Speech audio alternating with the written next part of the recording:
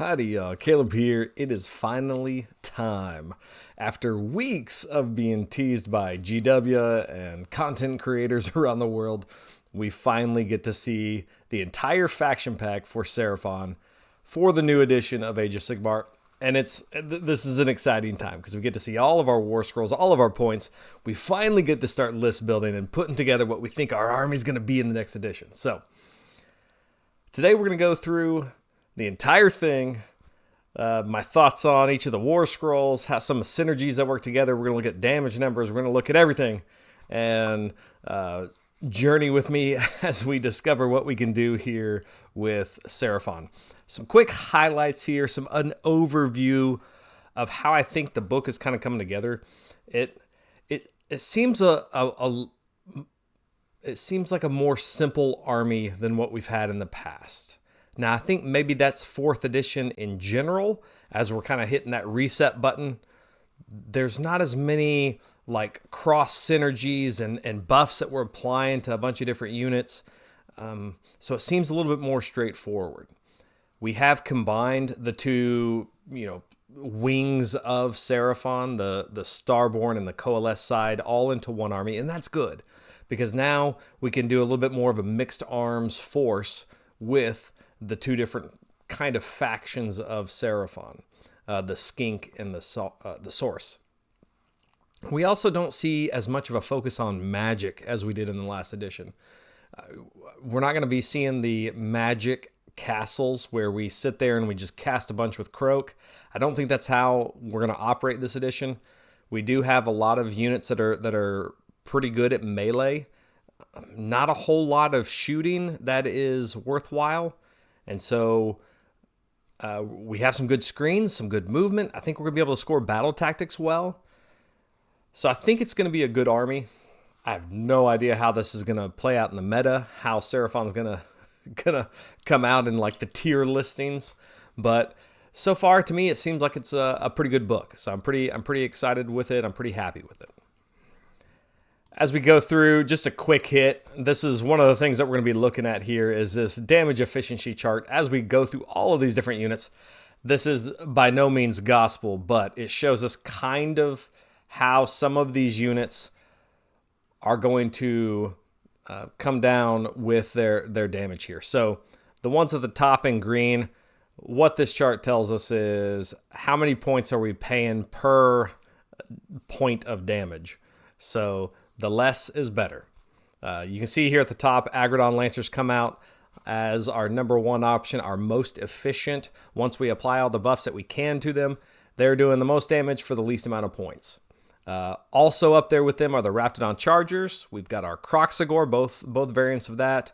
And surprisingly, Ripperdactyl Riders are going to be pretty efficient. And not too far, I think kind of a little hidden gem here is the Saurus Guard kind of wrapping up that top of the middle bracket there. So we do have some good units that are going to be efficient with damage if we apply the right buffs to them. And you can see those there at the top. We do have a lot of monsters that are not doing very well as far as damage. Do they have the utility to make it worthwhile in lists? We'll kind of look at some of that. And some of these other specialty units may not have the damage, but they have a role to play in our army. We'll look at all these numbers throughout the video. First off, let's talk about our battle traits. We've talked about this a little bit in the faction focus that we had. Oh man, I guess that was maybe 2 weeks ago or something like that. But we'll go through these battle tactics kind of a little quicker here this time. So our battle tactic for Seraphon armies, we can pick a asterism in the deployment phase. And that's really nice because we don't have to do it in our list building. We can come to the table with our list and see what we want to use as our asterism. A lot of these you're going to kind of list build for to take advantage of, but you don't have to. You can come up to the board and say, what am I playing against? What is the battle plan? What do I need to win this game? And you can flex into one of these. So in the deployment phase, we're going to pick one of these asterism abilities, and that one will be used for the rest of the battle. If we accomplish what we kind of call these side quests here by the start of the third turn, then we'll get to pick another one. So let's quickly hit these battle traits. The first one is Itzel the Tamer, and this one has an effect of companion weapons used by friendly Seraphon units have crit hit of 2 hits. That means any 6 that you roll on a to hit now turns into 2 hits. This is quite good for things that have companion attacks, which is actually quite a few of the units we have in Seraphon. What is unique about this is a lot of things in Age of Sigmar 4th edition do not buff your companion attacks.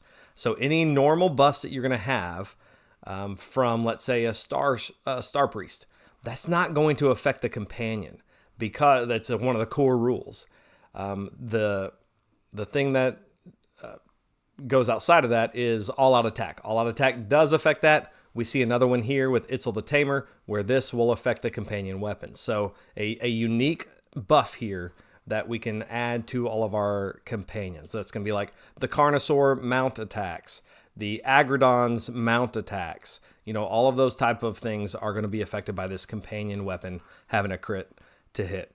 And critically, we don't see a lot of crit hits on the Seraphon stuff, and so this really helps us out there. The side quest for this one is if you have destroyed 3 or more enemy units by the start of the 3rd turn, then you'll get to pick another asterism. So that one is good. You're going to be destroying things, and so not too terribly hard to accomplish in 2 full turns before that 3rd one happens. So if you have a lot of companion attacks and you think you can kill 3 units, take this one. There will be some armies that will be more difficult, so that's where it's nice that you can flex out of this at the deployment phase. The next one here is Quetzal the Preserver. Effect, subtract 1 from Ren characteristics of melee weapons for attacks that target friendly Seraphon units that are wholly within friendly territory. This one is very good if you're building a defensive army. If you're looking to stay alive as long as possible, maybe you're a slower army. If you're looking at like Kroxigor, this is a good one to do because it'll make them a little bit tougher. If you're building a Saurus army that's maybe not using Aggradons, where you'd want those companion attacks, this is a good one to help keep you alive a little bit longer. So -1 to rend is a very good buff to help keep you alive longer. The side quest is a little bit more difficult. You have to make sure there are no enemy units wholly within friendly territory. This one can be more difficult if they have high mobility. They'll easily get something into your territory, especially if they know that this is coming up. They'll dedicate 1 unit to get into there. Sometimes they won't have the units to do that, or if it's a slower army, or the deployment territories are smaller, this one could be a little bit easier to accomplish. The next one we're going to look at is Sotek the Deliverer. This one adds 2 to the move characteristics of friendly Seraphon units. Now things are faster.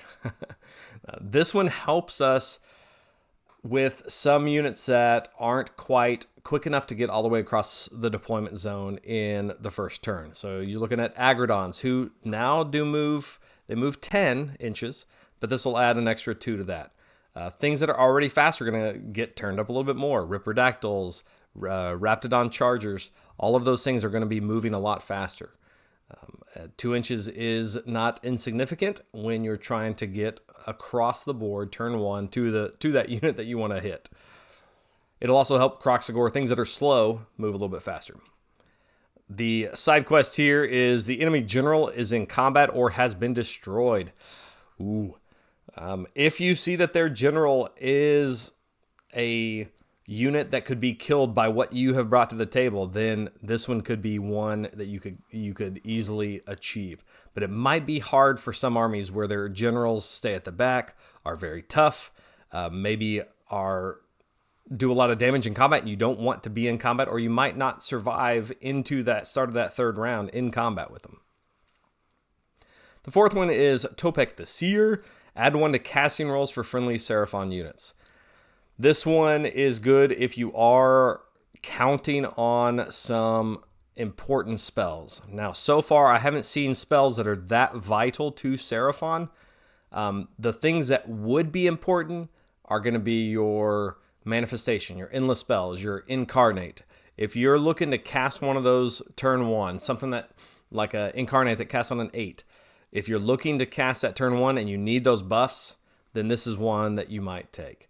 Let's say you don't have a wizard that innately has a +1 or +2 to cast, looking at Slann or Kroak, then maybe you can take this to help you guarantee you get those casts off. So there are some other ways to add some buffs to our casting. Not a lot, not as many as we used to have, but they can help out with this as well.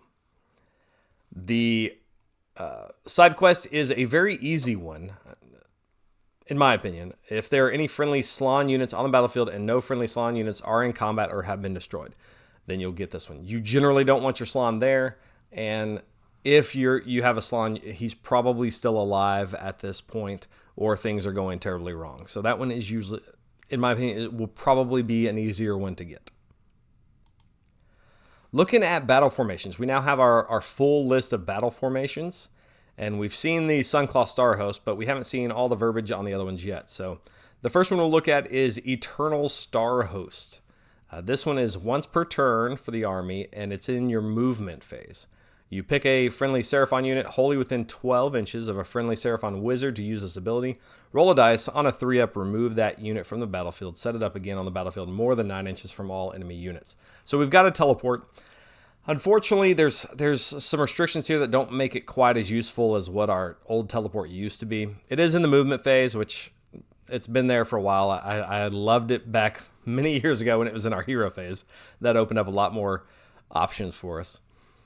But it's wholly within 12 of a friendly Seraphon wizard. So, you're not going to be utilizing this late game or pulling things out of bad combats or things like that. It's very close range to your Seraphon wizard. And it is on a 3-up to get this accomplished. So this is not very reliable. On a 3-up means that one time that you really need it, it's going to fail. The times that, I'm not even sure when I'm going to teleport, I'm just going to roll it. Those are the times you're going to succeed. Then you have you don't really have anything too critical to use it on. So it's not bad, don't get me wrong here, but it's just unreliable. And it has, some restrictions that have to be wholly within your Seraphon wizard. We don't see that same restriction with some of these other battle formations. So if you do want more movement, you do want some teleports, this isn't a bad one to take. It will. There are going to be times where it'll win you a game when you need to send a unit across the board, maybe to score battle tactics, score an objective. It is nice for that. The next one, let's look at Shadow Strike Star Host over there on the right. This one, once per turn in your shooting phase, you pick up to 3 friendly Skink Infantry or Skink Cavalry units that are not in combat to be the targets. Each target can move d6 inches. Each target cannot move into combat during any part of that move. Some interesting usage here in your shooting phase. So you could shoot and then scoot. You can take Skink Infantry, which there's not really a whole lot of options here. You've got your Skinks, you've got your Hunters of Huanchi, which are useful. The bolas are particularly useful. And so you can get some extra movement on them if you need to. If you need to get something in range of their bolas, if you need to get them back out of range after they've shot, there is some very useful things there. What I am looking forward to using this for is the Skink Cavalry. If I'm moving in Ripperdactyls or Raptidons, you basically extra movement here in your shooting phase. So very cool use of some extra movement. If you add this up to some of the other movement that we have, maybe the +2 asterism, there's some other ways that we can get some extra movement we'll talk about here in a minute. But you're adding this onto that and to where these things are going to be incredibly, incredibly fast. If you tune your list right with these battle formations, you can make these Skink Cavalry guys just blazing across the board. The next one, Sunclaw Star Host. We've seen this one previewed already. Once per turn at the end of any turn. So this one is nice because you do get to do this in both the turns. So it's not just your turn, it's end of any turn. So pick up to 3 friendly Saurus or Kroxigor units that are in combat to be the target. For each target, make a pile-in move. Then pick an enemy unit in combat with the target and roll a d3. On a 2-up, inflict the amount of mortal damage on that enemy unit equal to the roll. So if you're running high Saurus or Kroxigor, this is the one that you're going to want to take because making pylon moves after, at the end of the turn can be very good. If you can pile in and grab an objective, if you can pile in and pull in a different unit, maybe you can pile in and pull in that general so you can score the asterism. There are lots of cool things that you can do with these pylons. The Mortals is nice there because maybe you finish off that one unit that was just barely survived with 1 health. Now you can roll and do some D3 mortal wounds to it. So just makes those Kroxigor and Saurus units just a little bit better with these pylons. That works on Aggradons. It works on Saurus Guard, Saurus Warriors. I guess it even works on your Saurus monsters. So that's pretty cool. So help them finish off those units, make some cool pile-ins, and have some tactical flexibility, especially happening at the end of any turn. The next one's Thunderquake Starhost. I was excited about this one. I'm not as crazy about the actual effect. I wish it was something a little bit more powerful, but don't underestimate it. If you are going heavy monsters, it will become useful. The effect is add 2 to the health characteristics of friendly Seraphon monster units. So just +2 to health. If you were to spam some Bastillodons who have a 2-up save and give them 2 extra health, that is pretty useful. I don't think you'll do that. Stegadons, if you were taking like a Stegageddon again, this would be useful. I don't think you're doing that. Stegadons just aren't quite there yet. Where I'd like this is on like a Carnosaur. If you're taking a Carnosaur and making it an unrendable Carnosaur, which we'll talk about here in a second, that extra 2 health can be a big change. The Troglodon, who's healing up constantly, adding 2 health to that Troglodon is crucial because it can actually help keep that Troglodon alive a little bit longer. So there are some edge case uses for this, but this will probably be the least picked battle formation, I would bet. So interesting uses there. Good battle formations. All right, heroic traits. You do get to put one of these enhancements on one of your heroes here. So you get these just in your list. You don't have to pay for them or anything. So definitely look at this and figure out how best to use these for your different heroes. Our first one is Being of the Stars. The effect is ignore modifiers to save rolls for this unit, positive or negative.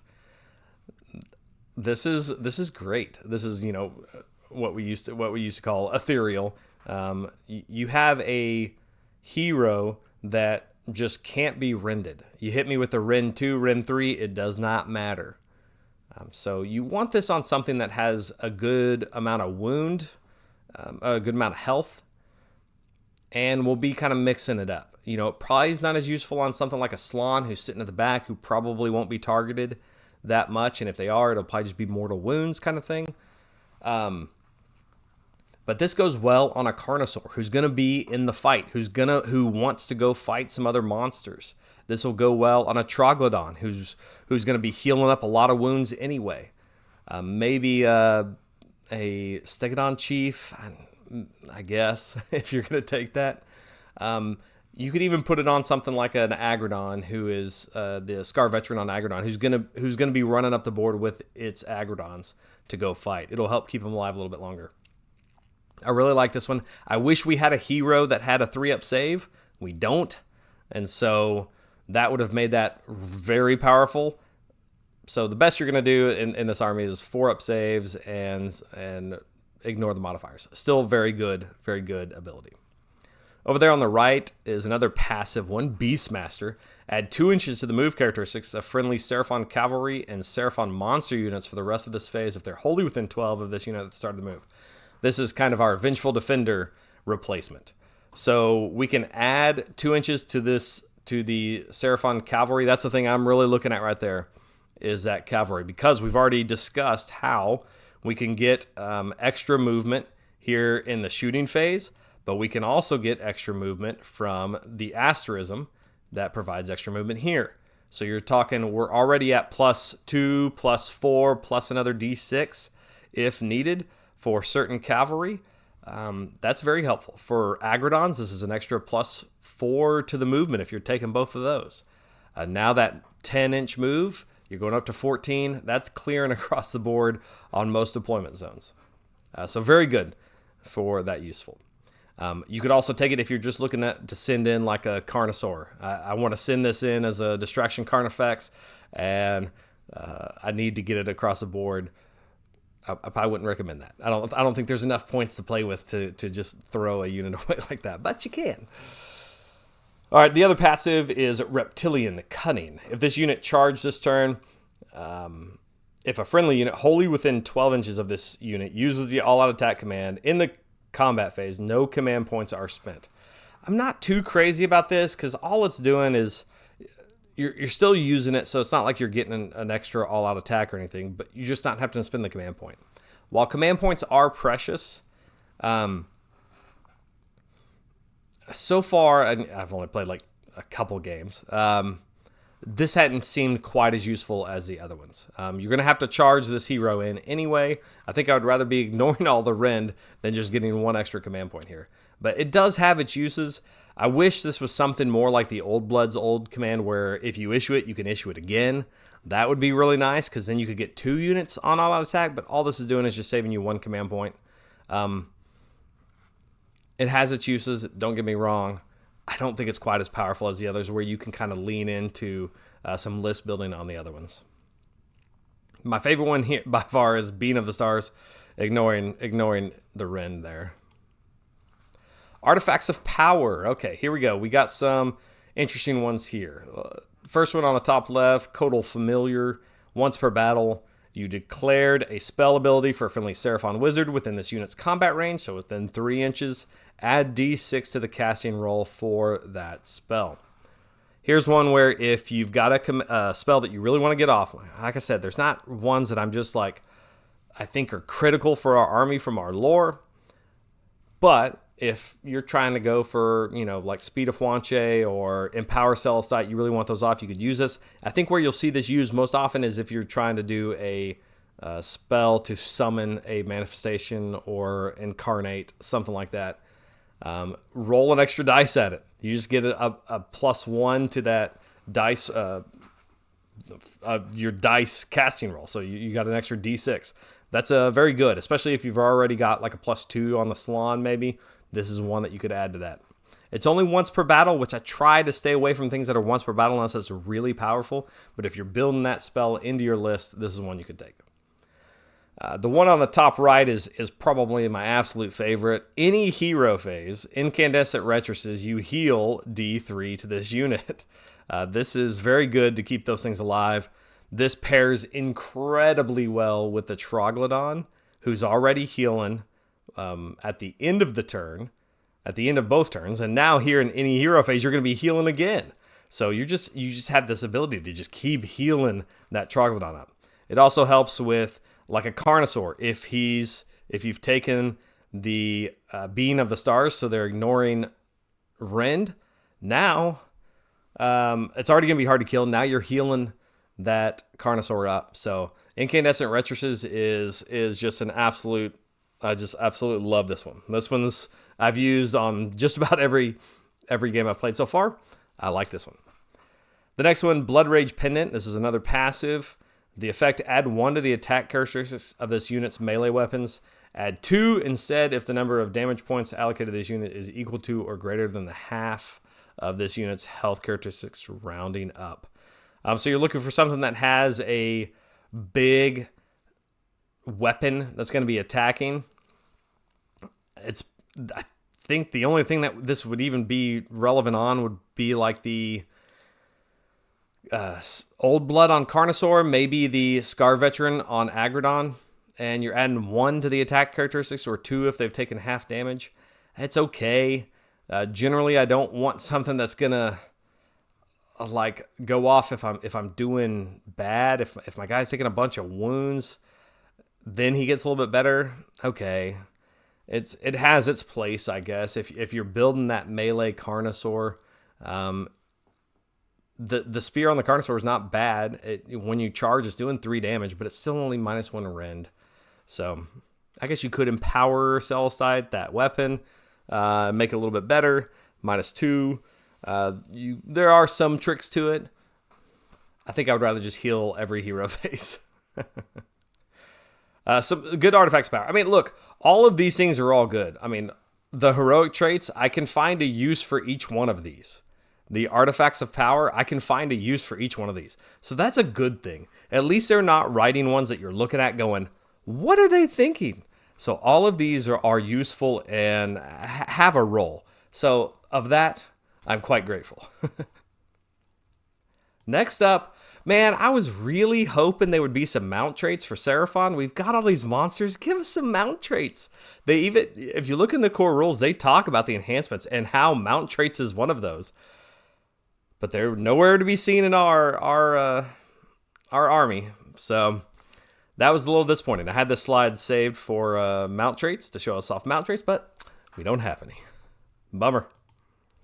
Spell lore. We do have 2 different spell lores. And so what you do when you pick a wizard, you're going to pick the spell lore, and then they're going to know all the spells from that lore. This is an awesome system. I really like this, much better than just picking one spell that you had access to last edition. So you have some flexibility on the table. You have your wizard. Let's say you know this spell lore, the Celestial Manipulation. You can pick any of these spells to cast in that turn, and that makes it a lot more useful in the actual game. You can look and see, what do I need to cast this turn? Especially if you have wizards that have more than one cast, which we do. With Kroak, Slann, and the Starseer, we have multi-casting wizards, and so the spell lore is critical for them. So let's look at this one. If we take this spell lore, what do we get? They all happen in the hero phase. The first one is Mystical Unforging. You pick a friendly Seraphon wizard to cast a spell, pick a visible enemy unit within 12, make the casting roll, subtract 1 from Ren characteristics of this target's weapon until the start of your next turn. The spell is unlimited, so if you have multiple wizards, you can cast this multiple times onto different units. It does cast on a 6, which is a pretty easy cast, especially with like the Slann and Kroak's extra bonuses to casting. This one is good. It's very short range, and to be honest, we don't have a lot of ways to extend our range. So as we look at these spells, I'll give you a spoiler. The Astrolith Banner is no more a spell range extender. So what you see here on the ranges is pretty much locked in. You do get to do the vassal cast, but you can't push it any further than just what your closest wizard is. So 12 inches is short, but a very powerful spell. -1 rend, especially if we combo this up with the -1 rend in our territory asterism. So a very good spell. Next one down the bottom left is Comet's Call, our signature spell for many years, and it's literally Stellar Tempest. Stellar Tempest was another spell we've had for a while, and they swapped them. So Comet's Call no longer does what you remember it doing. This time it casts on a 7. You pick a friendly Seraphon wizard, pick a visible enemy unit with an 18, which is a nice range. I like that range. Comet's Call was always board wide, so this is literally Stellar Tempest. Roll a dice for each model in the target unit for 5 up, inflict 1 mortal damage on the target. A very good spell. It's just not Comet's Call. That should be Stellar Tempest. I wish we'd had Comet's Call, but I know everybody who played against us always hated Comet's Call, but this is Stellar Tempest. A very good spell. Don't get me wrong. You'll kill hordes with this. If you're going up against hordes, this is one to cast. The next one is Speed of Huanchi. We've seen this one before. Pick a visible Seraphon unit wholly within 12 to be the target. Until the start of your next turn, this target can use a run ability and still use shoot and or charge abilities later in the turn. Very good for things that are fast. Maybe you want to do an extra run, and so they get even further. This is good for Kroxigor, who are kind of slow. This is good for Aggradons, who don't have any shooting. They just want to be able to run and charge. So a very good spell for anyone in our army, and it increases our movement. You'll see as we go through all this, our army can be extremely fast if we want it to be. It doesn't have to be. It can be very slow if we don't kit it out right, but our army can be extremely fast. All right, that's Celestial Manipulation. The next spell lore is the lore of Primal Jungle. All of them happen in the hero phase. First one, Light of Sotek, cast on a 6. You pick a friendly Seraphon unit wholly within 12 to be the target. Roll the number of dice equal to the number of damage points the target has. For each 4-up, heal 1 to the target. This is unlimited, so multiple wizards can cast this. I absolutely love this spell on the Troglodon, or if you're taking like some other monsters or something, but taking this with the Troglodon is just perfect. So let's say you've got the Troglodon who has the beam of the stars or whatever it's called, so they're ignore rend. They've got the artifact to heal. They're going to heal on their own, and now they have a spell here that's going to heal them half their damage. So you do this one first before you do the other heal, but this one is just awesome because you're going to heal up half of a unit, essentially, of what they've taken damage. I was playing just a goofy Thunder Lizard list, and we'll show it at the end of this video, but I was playing that last night, and I had an Engine of God down to like 1 damage, or 1 health left. And using this, I was able to heal it back up. Using some other Engine of Gods, which we'll get to later, I was able to heal it back up. It was awesome. So this is a great spell, especially for those big units. All right, the next one on the bottom left, the Earth Trembles. This was that Earthquake one. I don't think I ever cast that Earthquake spell, whatever that was. Maybe it was called Earth Trembles in. I wanted to forget it. I did not like this spell. Cast on an 8, so a hard cast here. Pick a point within 18. Make the casting roll. Draw a straight line between the target and the closest part of the caster's base. Roll a d3 for each unit, friendly and enemy, that has models passed across this line. On a 2-up, inflict the amount of mortal damage on that unit equal to the roll. Why does it have to hurt friendly units? So that means, like, your Slann who would, be casting this, or Kroak who'd be casting this, who's guarded by his guard in front of him, is going to hit his guard and any other friendlies that are trying to screen out this spell. There are going to be times where this is going to be useful, like if you've got a Kroak that's just kind of mixing it up, or a Troglodon that's in there mixing it up.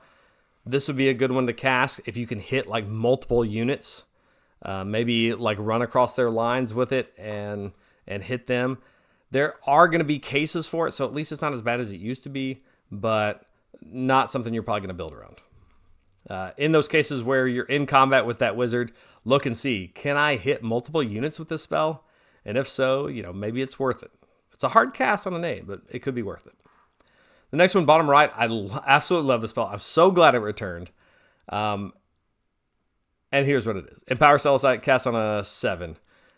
Pick a friendly unit, friendly Saurus unit, wholly within 12 of that wizard. Add 1 to Rend characteristics of the target's melee weapons for the rest of the turn. Now, this will only affect like actual weapons, not the companion attacks.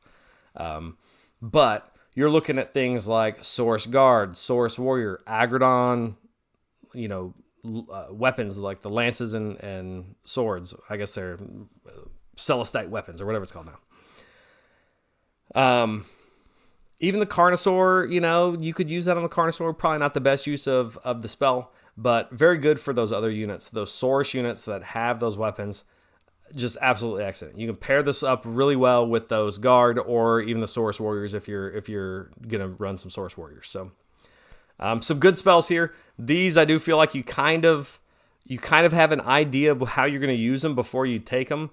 I know I'm going to be healing up a monster. That's why I'm going to take this so I can get Light of Chotek. I know my wizard's going to be in melee. That's why I'm going to be looking to use Earth Tremble sometimes. I'm taking Saurus, so that's why I'm taking this Empowered Celestite. So if you're list building, I think this is the one you take. Otherwise, you probably go with Celestial Manipulation just because it has a little bit more use with the run and charge, with the defensive -1 rend, and the mortal damage for hordes. So great spells. I like all of these spells. They all have at least some use. Even my least favorite one, the Earth Trembles, has at least a potential to be useful in a game. All right, I did want to hit on these season rules here real quick, because this is very impactful. So in this season, Honor Guard is a thing. Okay, so what you're going to do is at deployment phase, you're going to essentially pick one unit to be your Honor Guard. And in my mind, unless you're very specifically building it for that bottom right on bodyguard, you're going to be picking something that's going to do a lot of damage that you can get where you need it to go. So the first one here is a special assignment, and you're going to pick a unit that's in your general's regiment. This is important, but that's not your general. It can be one in reserve. We don't really do that very much other than Hunters of Huanchi, and you're definitely not going to do that for them. So you pick one of these abilities. You get either +1 Ren versus infantry, cavalry, monsters, war machines, or beasts. So this is very good for looking at what your army has. If you're going up against Sons of Behemoth, you're going to go monster if you want this. When you charge, the unit's melee weapons will have that extra ability. So you'll get that extra +1 rend against that unit. This doesn't affect companion weapons. It says it here, but it's also going to apply for the other stuff too. But let's say you have that. This pairs very well with like Saurus Empower Celestite. So let's say I pick Aggradons. I see that they have, a lot of infantry or monsters. Let's say monsters. Well, not monsters, because that would be funny with Aggradons, because they already get another +1 to monsters. Well, let's do that. That's fun. We'll go anti-monster. So they're already going to be +1 Ren from this special assignment. They'll have another +1 from their War Scroll. Then Empower Celestite would be another +1. You could get Aggradons crazy high on Rend because of this. So be thinking about this as you see what your opponents got on the board. How can I best use this? This means that you might want to put one of your best units in your general's regiment. That does come with a risk, though. You'll have these buffs, but it also comes with a risk, because you see that the next one down the bottom left is priority target. You pick a friendly unit in your general's regiment that is not your general to be honor guard. It can be one in reserve. Yada yada yada. Add 1 to hit and wound rolls for attacks made by that honor guard that target any units in the enemy general's regiment. This one's going to be very popular to take because you get +1 to hit and wound for that unit attacking anything in their battle regiment, the general's battle regiment. So that important unit you put in your general's battle regiment to get these buffs, now they get a buff versus you. So there's a little bit of give and take here that I think is really interesting. In all my damage assessments, I didn't really target in honor guard all that often. I may mention it a couple times just because it can be so swingy, but +1 to hit and wound is awesome. If you can target something in the enemy general's regiment and you've buffed up that unit with +1 to hit and wound, you're probably going to destroy it. So a lot of people are going to be using these priority targets. You can play into that if you want to, and don't put anything in your general's regiment if you want to, just your general, and then put everything else elsewhere so that this is virtually useless to them. The other one is bodyguard. You pick a unit in your general's regiment. That's not your general to be your honor guard, and you subtract 1. Basically, if they get charged and you're wholly within 6 of your general, and the honor guard did not charge, then the opponent is going to be -1 to the attack characteristics of their melee weapons. That's pretty cool. A very good defensive buff. You could add this on something like a Slann, who's your general, and Saurus guard, who are going to be your bodyguard. Now, if they're coming in to attack you, already you've got some defensive buffs on those Saurus guard. Now it's going to be even harder to kill them. So I like that pick with this as well. So some Saurus guard as your bodyguard. So these season rules are important. They will affect a lot. It will tune up that damage quite a bit for these units. All right, on to some war scrolls now. As we look at, first off, we're still kind of in our faction abilities, as it were. So let's look at this Realmshaper Engine war scroll. It's kind of odd because it does have health now. It has 15 health. It doesn't move, which should seem obvious, but there are some faction terrain pieces that move. It has a 4-up save, because everything we have is a 4-up save. And no control, obviously. It does kind of combine the two versions of the Realmshaper Engine that we had before, the Coalesce version and the Starborn, which is kind of nice. I think the Power Unleash is way better than the other one. But we do have a passive, Fierce Guardians. You add 1 to hit rolls for combat attacks made by friendly Saurus or Kroxigor units that target an enemy unit while that enemy unit is within 9 of this terrain feature. 9 inches. So you want to either play this aggressively, push the Realmshaper Engine up so that this will actually happen more often. But really, it's only +1 to hit. There's plenty of ways to get that. So maybe not that critical. It's a good defensive buff if somebody's like coming to attack you, and let's say you're using this as a screening piece for your Slann and Saurus Guard. If they do come in and attack, your Saurus Guard would get +1 to hit for free there. I could see that being probably more useful, but we'll see. I did like to play my Realmshaper pretty aggressively with Coalesced in the past edition, so we'll see if I continue that on this next one. Power Unleashed is very similar to what we saw before. If there's a friendly Seraphon wizard within 3 inches of this terrain piece, you pick another terrain feature within 24, and then pick up to 3 units within 3 of that. Roll a d3 for each target. On a 2-up, you inflict that amount of damage. And if the terrain feature has a health characteristic, so you can damage their faction terrain or something. I have found that when you play this, everybody just avoids the terrain. They just stay 3 inches away from the terrain unless they just know that they can take it, and it kind of becomes inconsequential. But there are some factions that want to hug their terrain piece or want to ride on their terrain piece, and so in those cases, that'll be very good. But I do like this as kind of a screening piece. Now, it can be destroyed now, but use this as a screening piece for the things you don't want to get deep striked and attacked against. So, pretty cool. As we go through this, there is a little bit of a unique list building change. So it's all kind of based on a hero and what that hero can take. Now, with that said, you can go pretty goofy and you can have one hero and then as many things as you want, and it doesn't really matter. They're just going to go in auxiliary units and you don't care.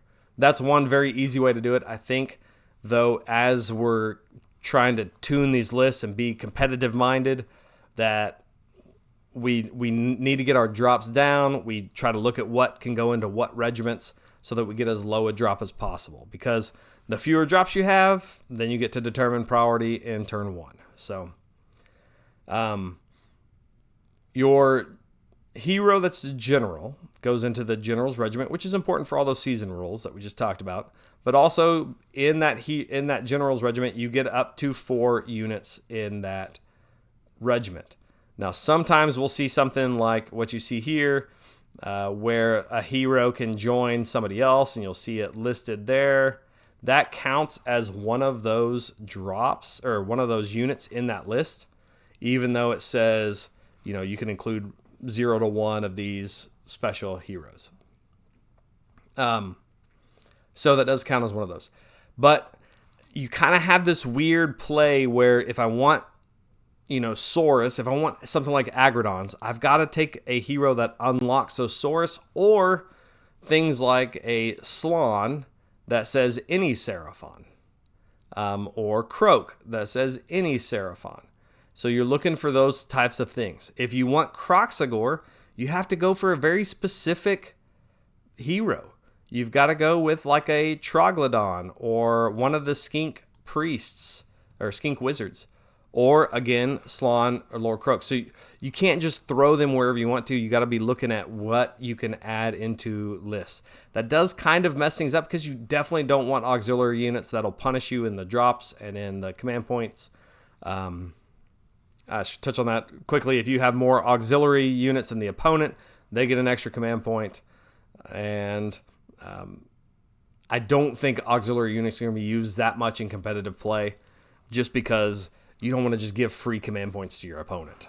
They are quite valuable in this edition. So, all right, you can see all the points here. They released those a few days ago. Pretty interesting. We'll go through those as we look at each war scroll as well. All right, our first up is Lord Kroak. I'm going to have the points over there on the top right, and we'll have the damage calculations for most of these units. A lot of the heroes I'm not doing. His I did just because I think it was kind of interesting. So Lord Kroak has always been a tough one for Games Workshop to figure out what to do with. A lot of times he's broken or he's completely unplayable. I don't know that we're in the unplayable range, but he is in a strange spot where he has to be, you have to play him extremely aggressive, but he can randomly die. And that's a lot of points for something that's just going to randomly die. Now, we're going to talk about how he's a lot tougher, but there's still that randomness of he could just die for no reason. He'll take like 2-3 wounds and he'll die for no reason.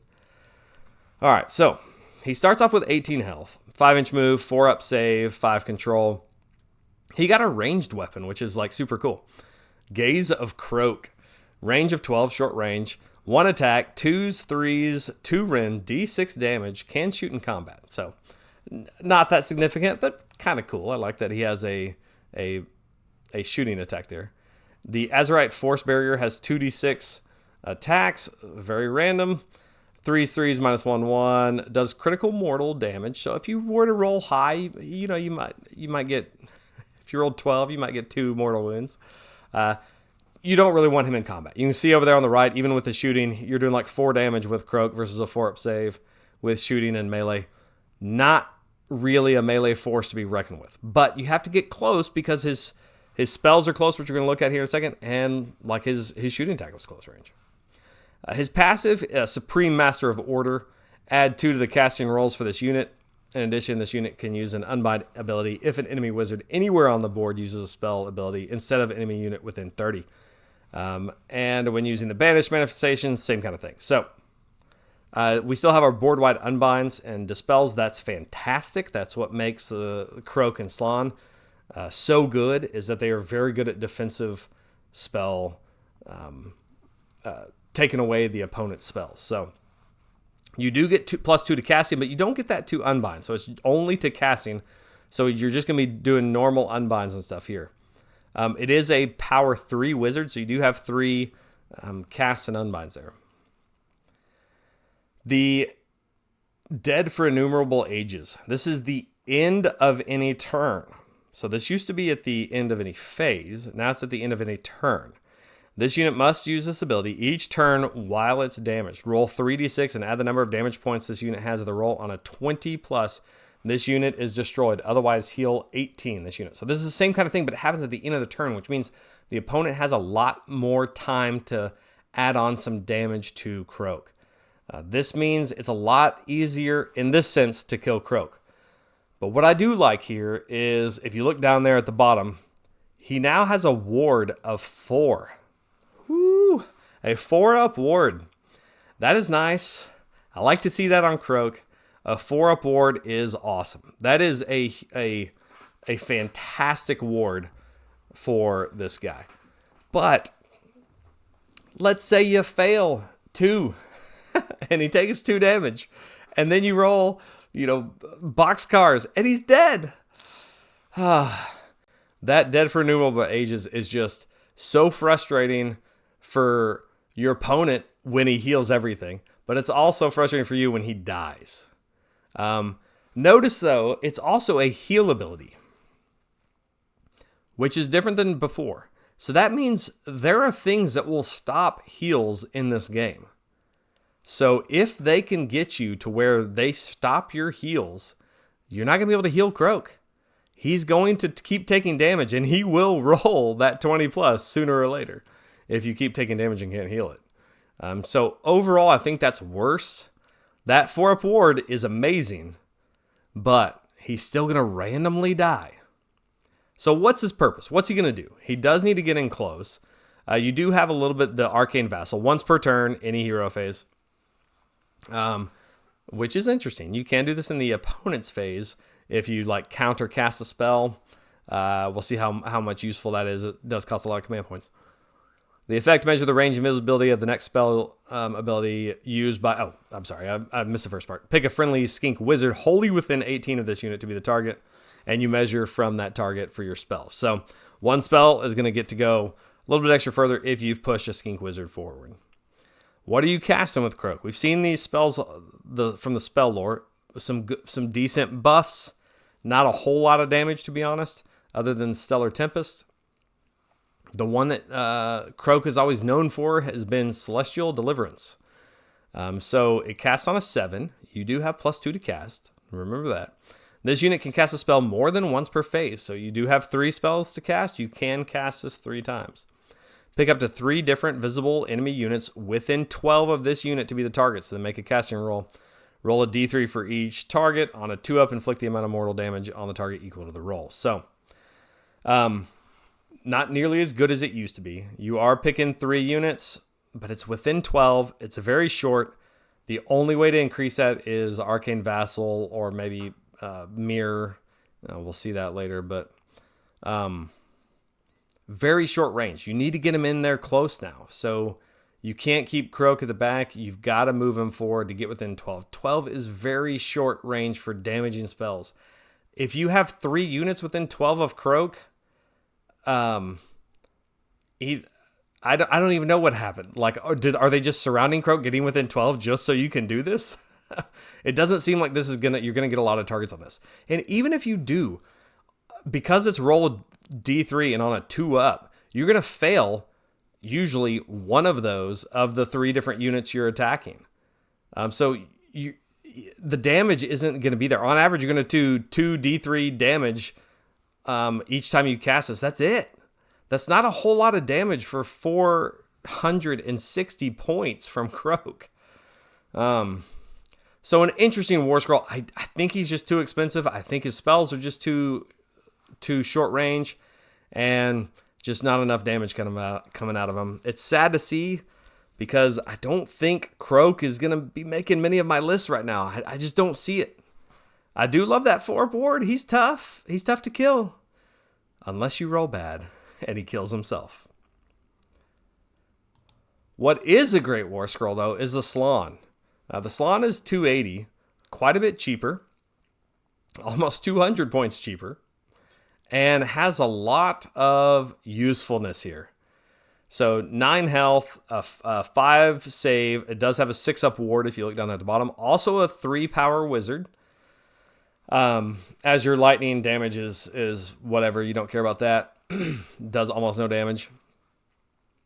You do add 1 to your casting rolls for this unit. It has the same thing where you can unbind and dispel anywhere on the board, which is fantastic. So +1 to casting is good. As long as, our spells aren't too hard to cast. They don't seem that hard to cast from the ones we've seen so far. At least the ones that we want to do. And we also have that extra d6 to cast if we need it for him. So what else does the Slann do? In your hero phase, Celestial Equilibrium. Cast on a 6. The rest of other friendly Seraphon wizards, wholly within 12 of this unit, get another +1 to cast. I don't think this is going to be as useful as it used to be because you're not building these magic castles. I think if you're taking a Slann, that might be your only wizard. Maybe you have one other wizard like a Starseer, but it's possible a Slann is your only wizard. With 3 casts and some decent spell lore, that's about all you need. Also has the Arcane Vassal that we talked about on Kroak. Useful if you have a wizard being pushed up the board. That's not the Slann. And then here's the real kicker, though. Once per turn, army, your hero phase, you declare a friendly Seraphon unit at the start of the battle with 3 or more models and that has been destroyed to be the target. Roll a dice. On a 4-up, you set up a replacement unit with half the number of models from that target unit, rounding up wholly within 12 of this unit and more than 9 inches from all enemy units. Oh boy. We have our summoning here. Now, granted, all of our summoning is gone, but now this is tied up in the Slann. And I can use this with Saurus stuff now. Thank you very much. Imagine you have a unit of Aggradons, and they alpha striked. They've been killed. Now you can bring back the unit at half strength. You've just saved 210 points that you've brought back. Slann's almost made up his cost. If something else dies later and you bring it back, you're going to make up Slann's cost. Now, it does go off on a 4-up, so you're going to fail this half the time, but when that goes off, that's a huge thing. Slann is now essentially free. Other things that work great for this are like your Kroxigor, Saurus Gar you're going to be bringing back. If you bring like a giant block of warriors, bringing half of 20 warriors back is very nice. Bringing 10 warriors back. So What a great ability. What a great ability. So Slann will be doing some heavy casting, and we'll be bringing stuff back. Well worth 280 points, especially because he unlocks any Seraphon in his battle regiment. So I really like the Slann. And I'm going to be glad to be taking a Slann back with all the Saurus stuff again. That's going to be fun. Next up, we got a Skink Oracle on Troglodon, also priced at 280 points. It unlocks up to one monster, up to one beast, any Kroxigor, and any non-monster skink. So it does look like it kind of wants to go along with some Kroxigor here. So that's pretty interesting. The Skink Oracle does have a 10-inch move. It has 14 health and a 4-up save. Its ranged attacks and stuff aren't really that good. It's D6 attacks. It does do 2 damage, but it's just so random. It's 15-inch range. This used to do mortal wounds. I wish it still did. It does let you shoot in combat, and it's a companion shooting attack, which is kind of odd. This might be our only companion shooting. I'll have to look back through some of them again, but a companion shooting is pretty interesting. So it won't take some of the other buffs that normally the shooting would take. We have a Divining Rod for a melee weapon, which is not very good. The Troglodon's Talons are 4s and 3s, also not very good. The Jaws are 4s and 3s, but you do have 3 attacks. They're doing 3 damage, and they crit for mortal wounds. So any 6s will do just 3 mortal wounds. That's nice, but it's just not a whole lot of attacks. And just not much rend. So you're not looking for this guy to do a whole lot of damage. You can see the damage chart over there on the right side. You're looking at, 6 to 8 damage, depending on what buffs you're giving him. Not a whole lot of damage. So you're taking it for the utility of it. It does have this Rampage, which is once per turn for the army, any combat phase. And you have this Noxious Roar. This is the old -1 to hit. So what you do is you pick up to 3 enemy units that are in combat with this unit. That's unfortunate. So you got to be really close to them. You have to be in combat with them 3 inches. Roll a dice for each target on a 3-up. Subtract 1 from hit rolls for the target's attacks for the rest of the turn. So this is a very unreliable. Let's say you're in combat with 1 unit. You have a decent chance to not get this ability to go off. It's on a 3-up. So it's better if you can shove it into a bunch of units so that a couple of them get it. This is a good unit to have screened 3 inches behind. Normally, you're going to want to screen stuff 3 inches further, outside of 3 inches behind your screen. But this is a unit you could screen inside 3 inches because you want to get off this Rampage here to make a -1 to hit. We do have a passive terror effect to subtract 2 from control score. And then end of any turn, this one's important, you heal D3 to this unit. I think this is where the Skink Oracle on Troglodon is going to shine. It's just going to be a monster that's going to be extremely hard to kill.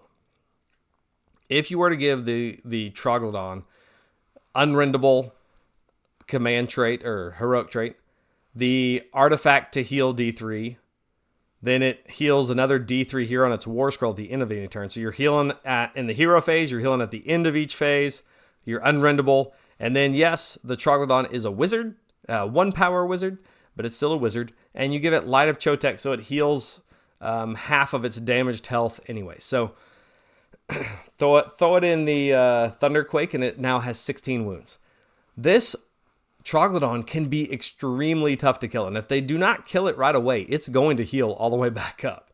I've played this a couple times already, just because I was excited about this War Scroll. It doesn't do a lot of damage, so get it stuck in and just let it be really annoying, okay? That's kind of what it's going to do. It'll helpful debuff stuff. It'll cast spells when it needs to. Like you can still cast some good stuff on your units. I mean, take Light of Chotek, but get Empower Celestite first in turn 1 before anything's hurt. So now you're buffing up a Saurus unit, sending it off, and then when this gets hurt, you're healing it. There's some very good uses for a monster that's very hard to kill. Get it stuck in, get things at -1 to hit, and just sit there and heal. So a very interesting unit. I also like that it unlocks Kroxigor and a lot of different skink units. So a very useful unit here, I think. I like the Troglodon at 280. Doesn't do a lot of damage. None of our monsters really do a ton, but very useful for its stick-to-itiveness. All right, next we have a Skink Starseer. 6 health, 5-inch move, 4 save, 2 control. It is a 2-power wizard. You can see down there at the bottom, 2-power wizard. It does have a fly keyword. I don't think I mentioned that on Slann or Kroak, but that is important for some things. But a 2-power wizard for 150 points again. That's great.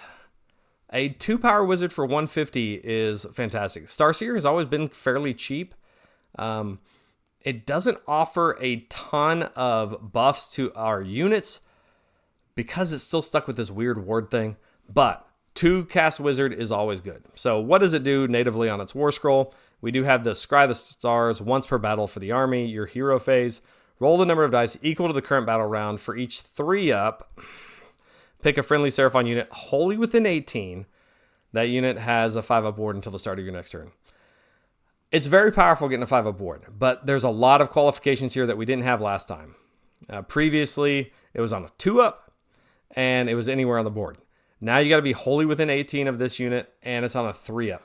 This feels real bad when you pop this in turn 1. I don't know. Please don't do it in turn 1 unless it's like critical.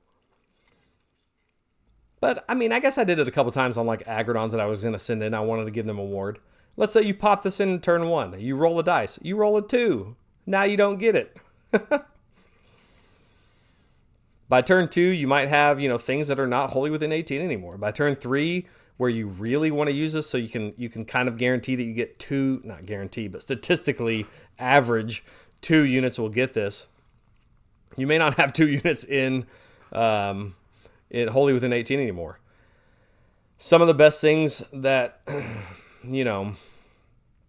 might take this or might already be gone. Aggradons are going to be off fighting across the board. Kroxigor, you're going to keep up with the Kroxigor, and so that might be where you would use this on the Kroxigor, but everything else is going to outrun this guy. So limited use there, and I hate that it's on a 3-up and wholly within 18 now. But the spell that it has on the War Scroll, which I'm glad we finally got a War Scroll spell here, is actually really good. I like this. It got a little bit more range. The Celestial Doom, we had this spell last time. Pick a visible enemy unit within 18, so that's nice, a nice big range. Ward rolls cannot be made for the target for the rest of the turn. Yes, I'm glad this returned. This right here is why I'm taking this Starseer. There's going to be a lot of armies that are paying points for their ward saves, and we're going to be able to turn that off. It does cast on a 7, which is not insignificant for a wizard that doesn't have any pluses, but it's not impossible. So you have access to your spell lore. You have access to this. Imagine buffing up a Saurus unit with Empower Celestite and then turning off the opponent's wards and charging them in. You're going to be doing a lot of damage on something they may have thought was going to stick around for a while. So that shutting off the wards is very good. All right. Next up, we have the Skink Starpriest. A little bit faster, 8-inch move, 5 health, 6-up save. Doesn't have a ward. We have a Serpent Staff that does almost nothing. It may be our cheapest hero at 110. It's very cheap, and it does unlock a lot of stuff. Any Kroxigor, any non-monster skink units, so a lot of our skink stuff can fit into here. It can take a monster and a beast, so you have a lot of options for this Starpriest. It is a 1-cast wizard, and so you're going to have access to some spells that you may want. If you're looking for just a really, really cheap wizard that can unlock some skink stuff, this is probably what you'd take. The Serpent Staff got nerfed pretty big time. You pick a friendly unit wholly within 12, or it used to be wholly within 12, wholly within 18. So that's a better range, but the effect is roll a dice. We have our dice roll now. It used to just be automatic. On a 2-up, the target's melee weapons have crit auto wound until the start of your next turn. So this won't affect companions, remember that. But auto wound is good. if you have something that has like high rend and a lot of attacks, you're not going to put this on Skinks because a lot of their damage, I mean, they don't have any damage, but they have shooting is their best profile, and this is only melee. You might put this on Raptidons. That would probably be your best option for like a reinforced unit of Raptidons where their staff attacks on the charge get extra damage. They don't have a lot of rend though, and maybe you could add some from Honor Guard, and then you could use this for the auto wound. Maybe Saurus Warriors. It's just not as good as the Mortals. I wish this was crit Mortals so that we'd have a little bit of a mortal output on some units that wouldn't normally get that. The auto wound is fine, but just not nearly as good as it used to be. Definitely not an auto include. If you've already got another wizard, you don't feel like you have to take this unless you're just trying to unlock some battalions or something. It is a nice buff, something you can layer on a unit, but not critical. All right, we have the Saurus Astrolith Bearer. This is an automatic take in the last edition. I don't think it necessarily is now. I'm going to be interested to see how this plays out, because the best thing this Astrolith does is some control score stuff. So let's look at this first. 6 health, no ward, 4 up save. Melee is negligible. But here's where the fun starts. Reaction, you declared a spell ability for a friendly Seraphon wizard wholly within 12 of this unit. If that spell is successfully cast, add 3 to control scores of friendly Seraphon units wholly within 12 of this unit for the rest of the turn. So that's everybody wholly within 12. So that'd be himself and some other units. This does happen in the hero phase when you're casting a spell. I guess it could happen also if you countercast a spell. Maybe that's pretty interesting. In the opponent's phase, if you were to spend 2 command points to cast a spell and you're near this, you could increase your control scores for everything. That might be a way to mess up some people's plans if they thought they could just come in and toe on an objective or something, but they would still have plenty of time to make up for that mistake, so probably not critical. But it will buff, if you have a lot of MSU, like small units and stuff, this will increase your control score quite a bit. So not insignificant. I'm going to be interested to see how much all of this control stuff really plays into it, because you see a lot of control stuff with Stormcast where they're going to be buffing that control score to the moon. And so I'll be interested to see how much this really does affect. It also has a passive where friendly Seraphon infantry units have a ward of 6 up. Now this is only infantry units, so you're looking at like Guard or Warriors or Skinks, Kroxigor. While they're wholly within 12 of this unit, if a unit already has a ward of a 6 up, it has a ward of 5 up instead. The ones that have a 6 up ward would be like the Hunters. I'm trying to think of any other infantry that have. I guess it would affect the infantry. Let's see, because Slann has infantry keyword, so a Slann would go down to a 5. I'm trying to think of what else would. I'm not sure, but a nice buff here. If you want to take this with a Slann, it'll give a buff to that Slann. But let me give you a hint. Just take some Source Guard. They're cheaper, and they'll also give the Slann a 5-up ward. So I'm not really sure how useful the Astrolith is going to be. He's definitely not an auto-include at 150. I'm not necessarily taking him. Where I think he'll come into play, if you're just trying to squeeze points and you're looking for something that'll unlock all Source, he'll do that. So if we look back at that list of all the points, if I'm looking to take Source, I've got the Astrolith, I've got the Oldblood who can take any Source. I'm talking like cheap foot heroes. And the Scar Veteran on Aggradon is another cheap one. So those are the cheap ones.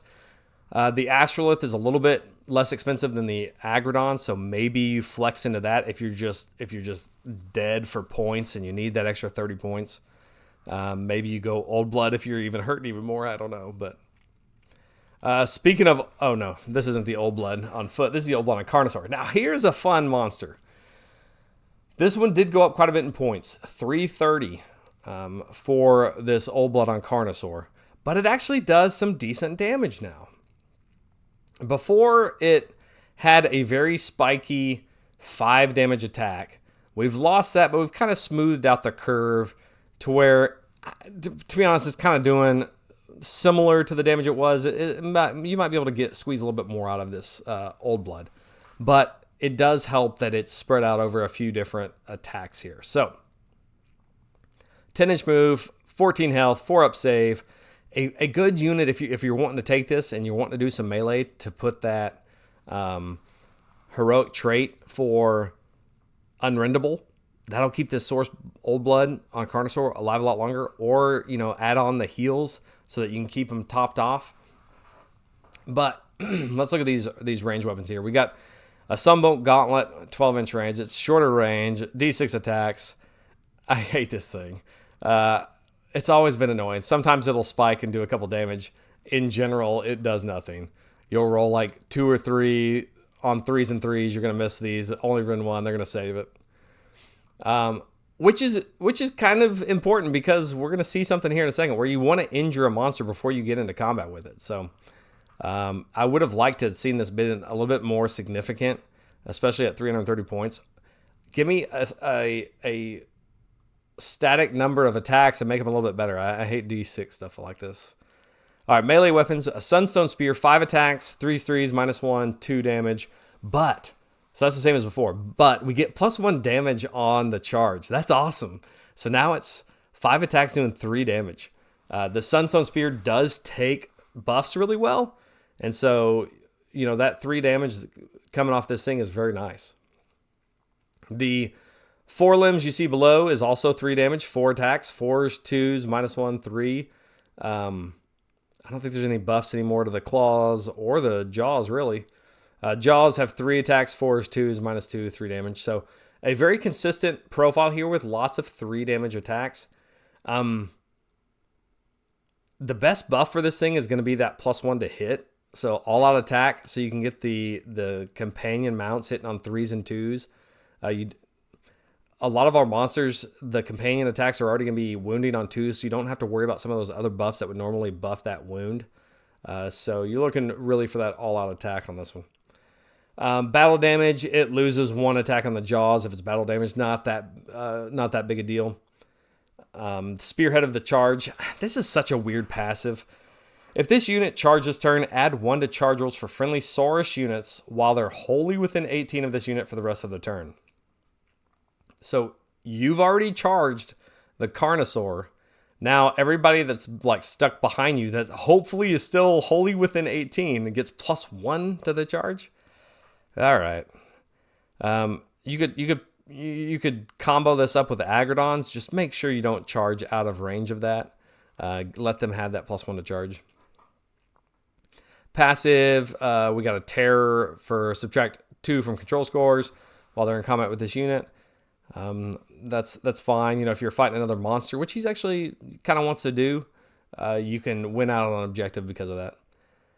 Here's the best ability, but it's also has some stipulations on to it. So once per turn, any combat phase, you're gonna Blood Frenzy. If this unit is in combat with any damaged enemy monsters, roll a dice. On a 3-up, this unit has strike first for the rest of the turn. This is very strong, but you have to damage a monster first before you even get a chance for this. So you're going to go fight an enemy monster. You need to shoot it somehow before you get in there. So hopefully the Sunbolt Gauntlet is going to do damage, which it probably won't. Otherwise, you got to do some shooting some other way so that you can get this to go off. So then on a 3-up, so it can still fail pretty easily, this unit gets strike first. So it's very good if it goes off. It's just you got to line it up just right to make it happen. This can happen if they are charging you and their monster is damaged. An interesting choice if they decided to make that, but it is possible. You see the damage profile over there. We start just at the base attacks. We're doing about 10 damage versus a 4-up save. If we're charging and we have all out attack, you're doing about 15. If we put it in the Itzel asterism, we are going to get that extra critical hits for the companion. So if you remember the asterism here, Itzel the Tamer, companion weapons used by friendly Seraphon units have critical hits of 2. Turn into 2 hits. So if we look back at our Carnosaur, we have these companion attacks that do high damage, well, 3 damage. So if you're getting any 6s on those, and you have a pretty good chance to at least get 1 on between both of those profiles to do an extra damage. So it does help a little bit. It's not huge because it's not just a massive amount of attacks, but it does help a little bit. So you are looking at 17 damage versus a 4-up save. That could be enough to kill off some of the squishier monsters. Like if you're fighting a Carnosaur, you could kill the Carnosaur as long as it doesn't have any debuffs or unrenderable and stuff like that. So it's finally, I feel like it's at a good place. It might be a little too many points. It seems a little overcosted at 330, but we'll see how it plays out. As I'm list building, I find I just don't have enough space for this versus units that are going to do more damage. So 330 is a lot of points for it. We'll see how monsters play out in this edition. One that's a little bit cheaper is the Scar Veteran on Carnosaur for 270. Has a lot of the same base profiles, but doesn't have the shooting attack. Doesn't get the charge bonus for its spear attack. So that's kind of odd. That would have been nice to have. But everything else, the mount attacks are doing the same stuff. So the damage isn't that far off from what you're seeing on the Oldblood on Carnosaur. And I think what it makes up for here kind of helps a little bit. You might not have this blood frenzy or the extra +1 to charge. But if you're not playing, if you're gonna fail that 3-up anyway, you might as well have something that's gonna go off. So here, this is once per turn in the army, end of any turn. So this is going to happen at both of your turns here. You can do Maim and Tear. Pick a enemy hero in combat with this unit to be the target. Roll the number of dice equal to the number of damage points the target has. For each 5-up, inflict 1 mortal damage on the target. This can be good just to pop off that last little bit of health. So if you were to combo this with your Sunclaw, let me see if I can find the slide for it. Let's say you combo this with the Sunclaw, and at the end of the turn, you're making a pile-in move, you're doing D3 mortal wounds, and then you can combo that with popping off the last few couple of health points with this Maim and Tear. It could be good. If you're going into like a wounded monster, like a Sun's Mega Gargant, or I don't know what else, a Stardrake that's injured, then you can come in and clean up that last little bit of damage with Maim and Tear. Maybe it's enough. Let's see. I think if you make this Scar Veteran unrendable, then it's gonna stick around a lot longer. If you give it some heals, it'll stick around a lot longer to where it'll have more of a chance to do this. So at 270, I think maybe I like the Scar Veteran better than the Oldblood. The damage output isn't that much different. You're talking a couple points, but in the grand scheme of things, probably not that big of a deal between the two of them, and it saves you quite a few points. You don't get quite as much as far as the battalion goes. In the battalion, you could do any monster for the Carnosaur on the Oldblood. So if you are looking to do like a Thunder Lizard or something like that, you might look at the Oldblood. And you can do any source there. You get any source, but only one monster on this one. All right, some of the other source heroes. We're looking at the source Scar Veteran on Aggradon. And moving 10, health 8, save 4. It is a cavalry keyworded unit, so there are some things that will affect that. But melee weapons, it's not bad damage. You do get +1 to damage on the charge. And the Celestite Spear has 4 attacks, 3 threes, -2 3 damage on the charge. That's better than the Carnosaur Oldblood's weapon. You get better rend. And then the little Aggradon guy gets to fight too. Not quite as good as the Carnosaurs, but that's okay. You're not really taking this one for damage. You're taking this one for the abilities that it has. So Primal Rage, end of any turn, and we'll kind of address this with the Aggradons later too, but they have fixed rage. Yes. This is much better. Still could be better, but it's much better than it was before. So end of any turn, Primal Rage. The effect, this unit must use this ability each turn. If this unit used any fight abilities this turn, place a rage token next to it to a maximum of 3. If this unit did not use any fight abilities this turn, remove all rage tokens it has. So the rage now builds up based on if you just fought. You don't have to stay in combat. That's nice. Now, this is very easy for the opponent to avoid because this is the end of any turn. So if they don't fight you, you're going to lose all your rage points. So if you go in and charge your Aggradons, you kill something, you're building up that rage, the opponent just doesn't fight you, well then you're going to lose all your rage. So this unit, talking about Aggradons, but also here with the Aggradon Scar Veteran, is a good one to countercharge with because you want to keep them in the fight. So no longer are we punished for killing off the units we fight. I love that. So you want to build up those rage tokens because each rage point gives you +1 attack on the companion melee. And that's great because we don't always get to buff the companions. And that's where we're doing 2 damage here and also on the Aggradons. So that's very good. They do have, so that's the rage mechanic. The Aggradon here does have this Alpha Roar once per battle. I wish it was once per, like your hero phase or something. Yeah, just let me do this more often than once. Any combat phase, place a rage token next to this unit and each friendly Aggradon Lancer unit wholly within 12 of this unit to a maximum of 3 per unit. So you basically get to buff up your Aggradon's 1 rage token. So you get to start that train rolling. So you're going to use this in turn 1 if you're taking Aggradons. You're charging Aggradons across the board. You're going to fight something. You're going to pop up that rage to get them extra attacks. You're going to go fight something. At the end of that turn, you're going to have 2 rage. Hopefully, you'll countercharge something. I'm assuming they don't come fight you. And you'll get the 3rd rage at the end of that turn. Now you're fully buffed up. So it's doable now to get to 3 rage. I think I only ever got to 3 rage a handful of times, and it was usually by the time I got to it, I had like 2 Aggradons left. So this is, the rage mechanic is fixed. It is good now. It could be better, but I do like it. The Scar Veteran on Aggradon is only 180 points, which isn't too bad. I think that's fair. And you can take any Saurus in his battalion. So there's a lot of flexibility there. If you're taking Guard, Warriors, Aggradons, you've got some flexibility there for him. Ooh, okay, so looking at another monster hero here, the Stegadon Chief. I'm so disappointed in the Stegadon Chief. One of these days, they're going to get the Stegadon Chief to where he actually does what he should do, which is buff other Stegadons.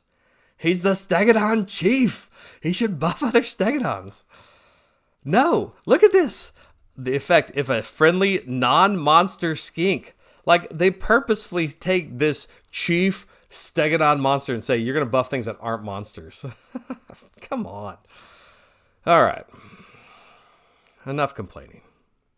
I used to love the Stegadon Chief. I took him a whole lot, like 2 editions ago.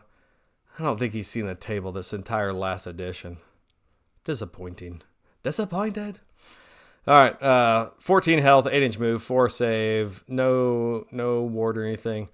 Ranged attack. Our Sky Streak bows got nerfed. So they only do 2 damage now instead of 3. 18-inch range instead of 24, which is, I understand all the shooting ranges are going down. Okay. 3 attacks still. This one is anti-monster, so you get +1 rend, which is odd because it's just not doing enough damage to, like, really take out monsters. What, like, max I'm doing is 6 damage. Oh, a monster's scared of that. I would have liked to see some other keyword there. Anti-monster +1 damage. or something. I don't know.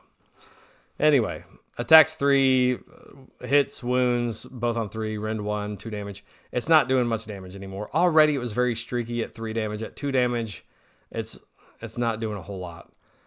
Sunfire Throwers might be interesting, but it kind of works out to about the same damage as the Skystreak Bow, because you're talking 2d6 attacks. You know, you're going to average 7.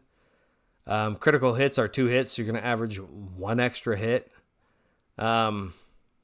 3s, no rend. If you're going into infantry, you get +1 rend. You're just not doing much damage here. Meteoric Javelins, 6 attacks, 4s, no rend, 1 damage. You can shoot in combat. That's never going to do anything. Meteoric War Spear, 3 attacks, 3s, -1/1. It's just pitiful. The Stegadons, Horns, and Jaws have all been combined, and they're doing less damage. Now, you can get them up to 3 damage on the charge, which is nice. 4s and 2s, which is about the same as it was before on 3s and 3s. But you can get these exploding with Itzel. You'll explode 1. I just really miss the 4 damage attacks. The horn attacks that were 4 damage. When those hit, that felt good. Now they've kind of all squished it down, and they're doing less damage. Already they weren't doing much damage. Stegadons weren't doing much damage before. Now they're doing less damage. On the charge, you know, if you get some off, they can hit, but I'm disappointed. All right, what about its abilities? Maybe it makes it up in abilities. Let's see. Once per turn, army, any combat phase, crushing stomp. So here's your like monstrous rampage, basically. Pick an enemy unit in combat with this unit to be the target. Roll a d3 on a 2-up. Inflict the amount of mortal damage on the target equal to the roll. Add 2 to the amount of mortal damage inflicted, if this unit charges turn. So you can do a little bit of mortal wounds that way. I didn't put that into the chart there. But you can still fail it. You're going to fail it a third of the time, and it's not going to do anything. So it's not bad. It's a good way to do some mortal. You'll do almost as much damage here as you will on just the base attacks. Good grief. All right, so not bad. It's fine. Passive battle damage, you lose a couple of attacks. Skink Coordination. If a friendly non-monster skink unit uses a redeploy command while it's wholly within 18 of this unit, no command points are spent. I mean, that's fine. It saves you a command point, but I mean, you would use it if you take a Stegadon Chief. It's just not a reason to take a Stegadon Chief. So I think your points are going to be spent elsewhere. It's 260 points. I think I'd rather have a Troglodon. I'd rather have a Carnosaur here. They have a little bit more use than this Stegadon Chief does. So, a little disappointed in that one. All right, Saurus Oldblood on foot. I'm not sure why I ordered these this way, but Saurus Oldblood on foot, not very good. Infantry, 7 health, 4-up save now. Has a unique ability, Wrath of the Seraphon. It's only once per battle though. Gosh, I hate that. Any combat phase. You can add 1 to wound rolls for combat units, combat attacks made by friendly source infantry units while they're wholly within 12 of this unit. So if a good defensive buff, you're going to find yourself charging out of this very easily on accident. Probably the only time I mean, maybe if you're taking a big giant block of Saurus Warriors, you would use this, but it'd be good there. But you might just be using Honor Guard or something. If you're trying to get damage out of the Saurus units that you would use this on, you're probably putting them in Honor Guard or something. You do have a reaction. It's the same kind of thing that a lot of these foot heroes have. If you fight with this guy, immediately after, you can fight with your warriors. I mean, this guy's doing no damage. I didn't even calculate it because it's not worth it.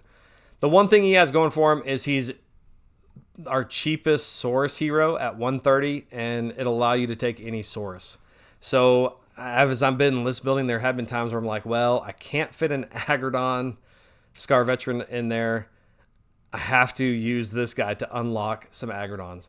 So my Aggradons are going to be worse off. They're not going to get their buffs. This guy's going to kind of do nothing, but he allows me to unlock the Saurus in a battalion regiment. So he has that going for him. He's cheap. Next. All right, Ripperdactyls. These get interesting. I think we're going to talk more about Ripperdactyls here in a bit. The Ripperdactyl Chief isn't nearly as important. It is only 150 points, and only. It has a 5-up save. 150 points, but it doesn't unlock any Skink Cavalry, a monster, and a beast. So you do have some options here if you need to unlock some of this stuff. I think you would probably take something else if you're just looking to unlock any of those things, but it is possible. Damage is not important here. What's important is the movement. 14-inch move. It's very fast, and it has a cavalry keyword, which will come up for like Kroxigor Warspawned. But once per battle in deployment phase, you're going to get bloat toads. Bloat toads are back. I hope you didn't throw all your bloat toads away.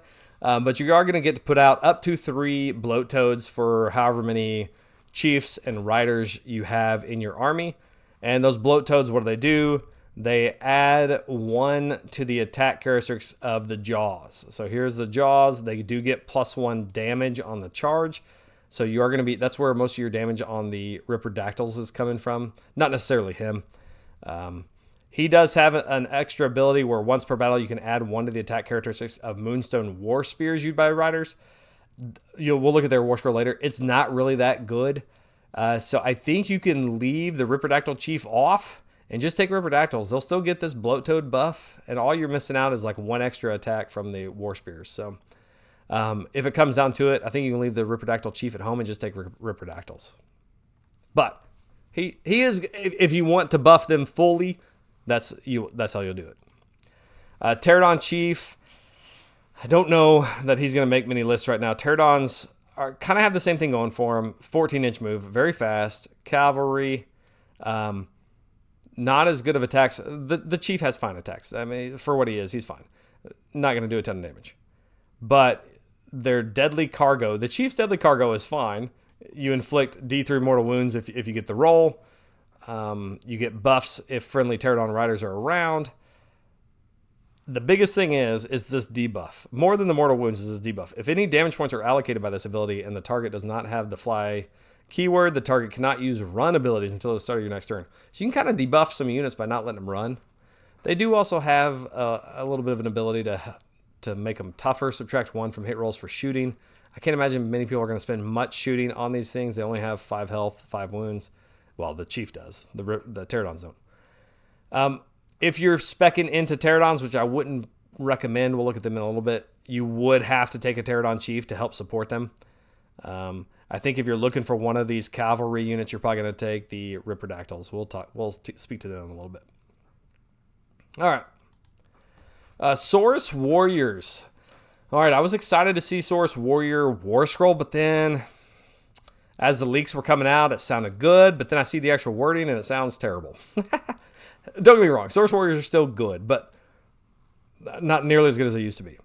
So 5-inch move, 2 health, 4-up save. All that's, same as before. Celestite weapon is fine. I'm glad they combined them all together. That's nice. I don't have to rearm all my guys. The passive ordered cohorts. This is where I got very disappointed. Add 1 to save rolls for this unit while each model in this unit is contesting an objective you control. Wow, there's 2 different stipulations here to get that +1 to save. You have to have every single model in this unit on the objective, and you have to control it, which means if you let's say you move these guys up to an objective to fight somebody. If you don't get 1 warrior on that objective, you don't get that +1 to save. You wouldn't get it anyway because you don't control the objective yet until the end of that turn.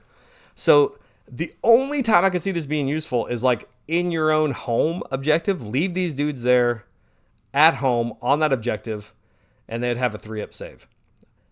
But at that point, even 20 of them is going to be hard to fit on these objectives. Objectives are small, so you're probably only going to take 10 of them. I just don't like it. 170, they got a little bit cheaper. They don't have scaly skin anymore. They're going to be easier to kill. 10 wounds, usually on a 4-up save. If you put 10 of them on an objective in your home territory, keep them wholly on, like all the way on that objective, then you can get that 3-up save. I don't know. I was disappointed in that.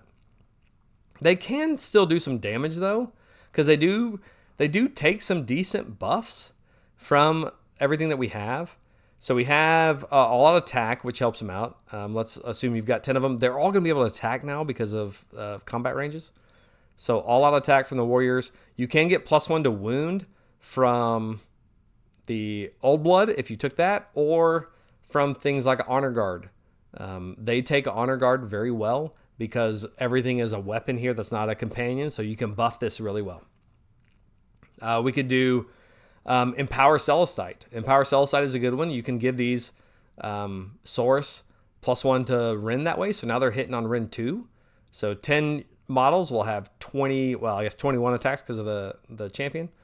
21 attacks. You could get that to 2s and 2s, -2, 1 damage. That's pretty good.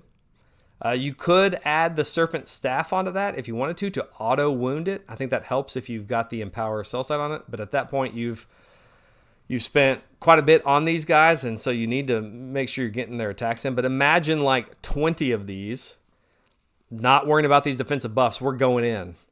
We've empowered them. We've got +1 to hit and wound from either all-out attack and Oldblood or Honor Guard, and we've got the Serpent Staff on them.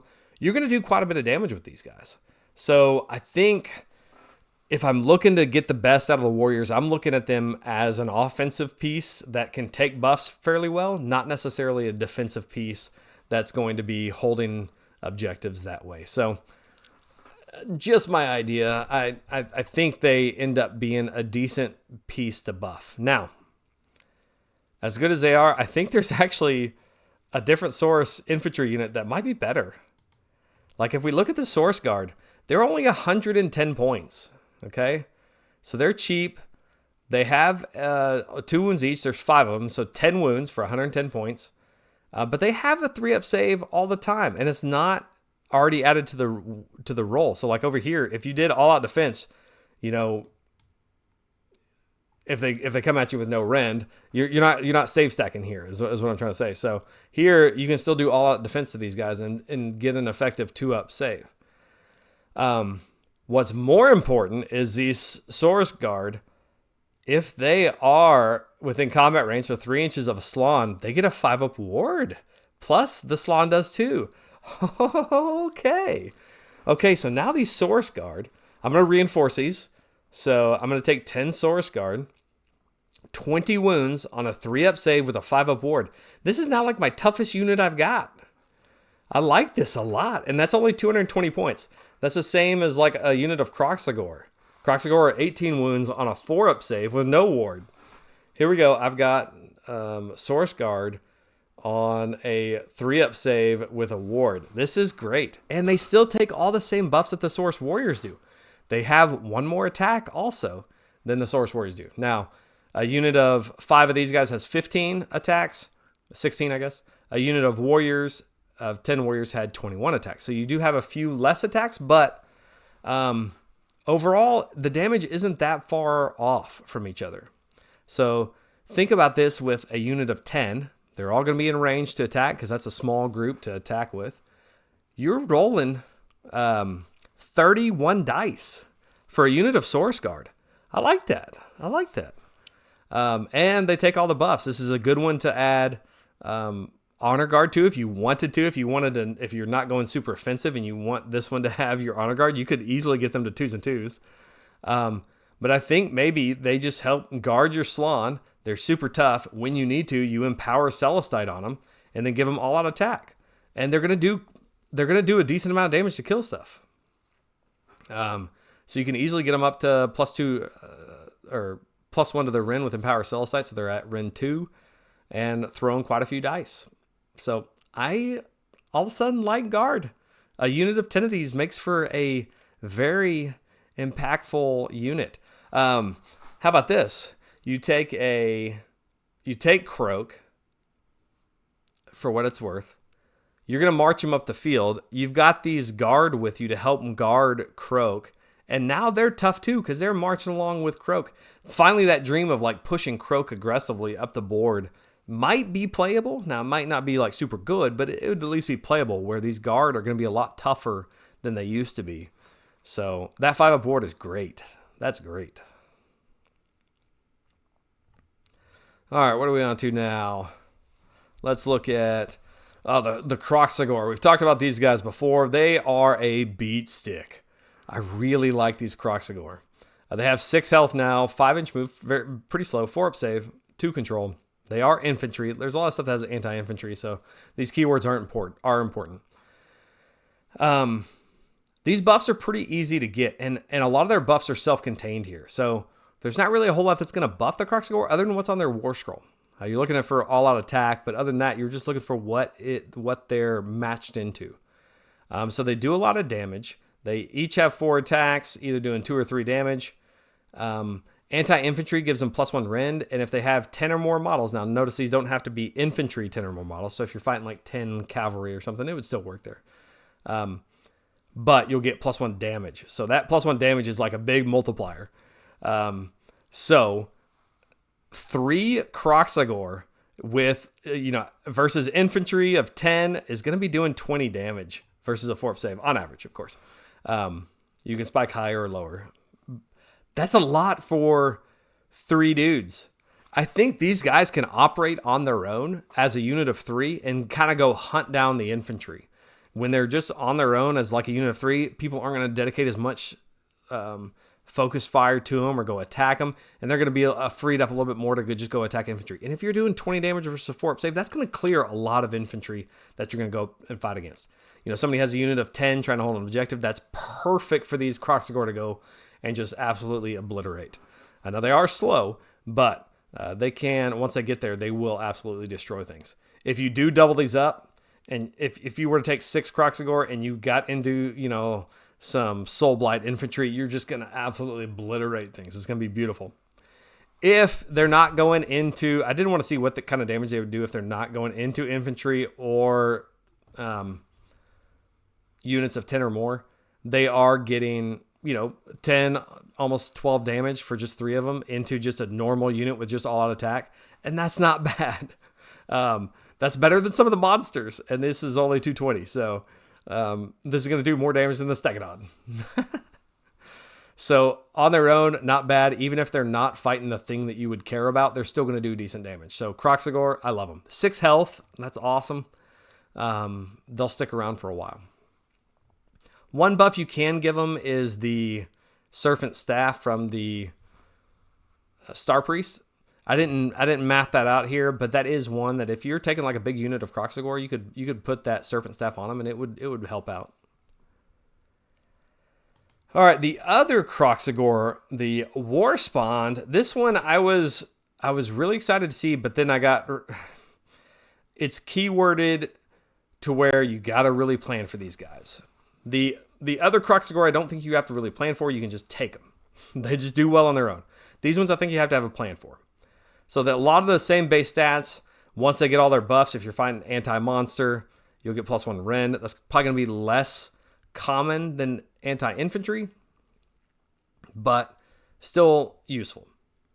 The passive here, where how you get the +1 damage, is a lot trickier, but you can guarantee it. Where previously, like on the other Kroxigor, you have to fight into a specific unit to get that +1 damage.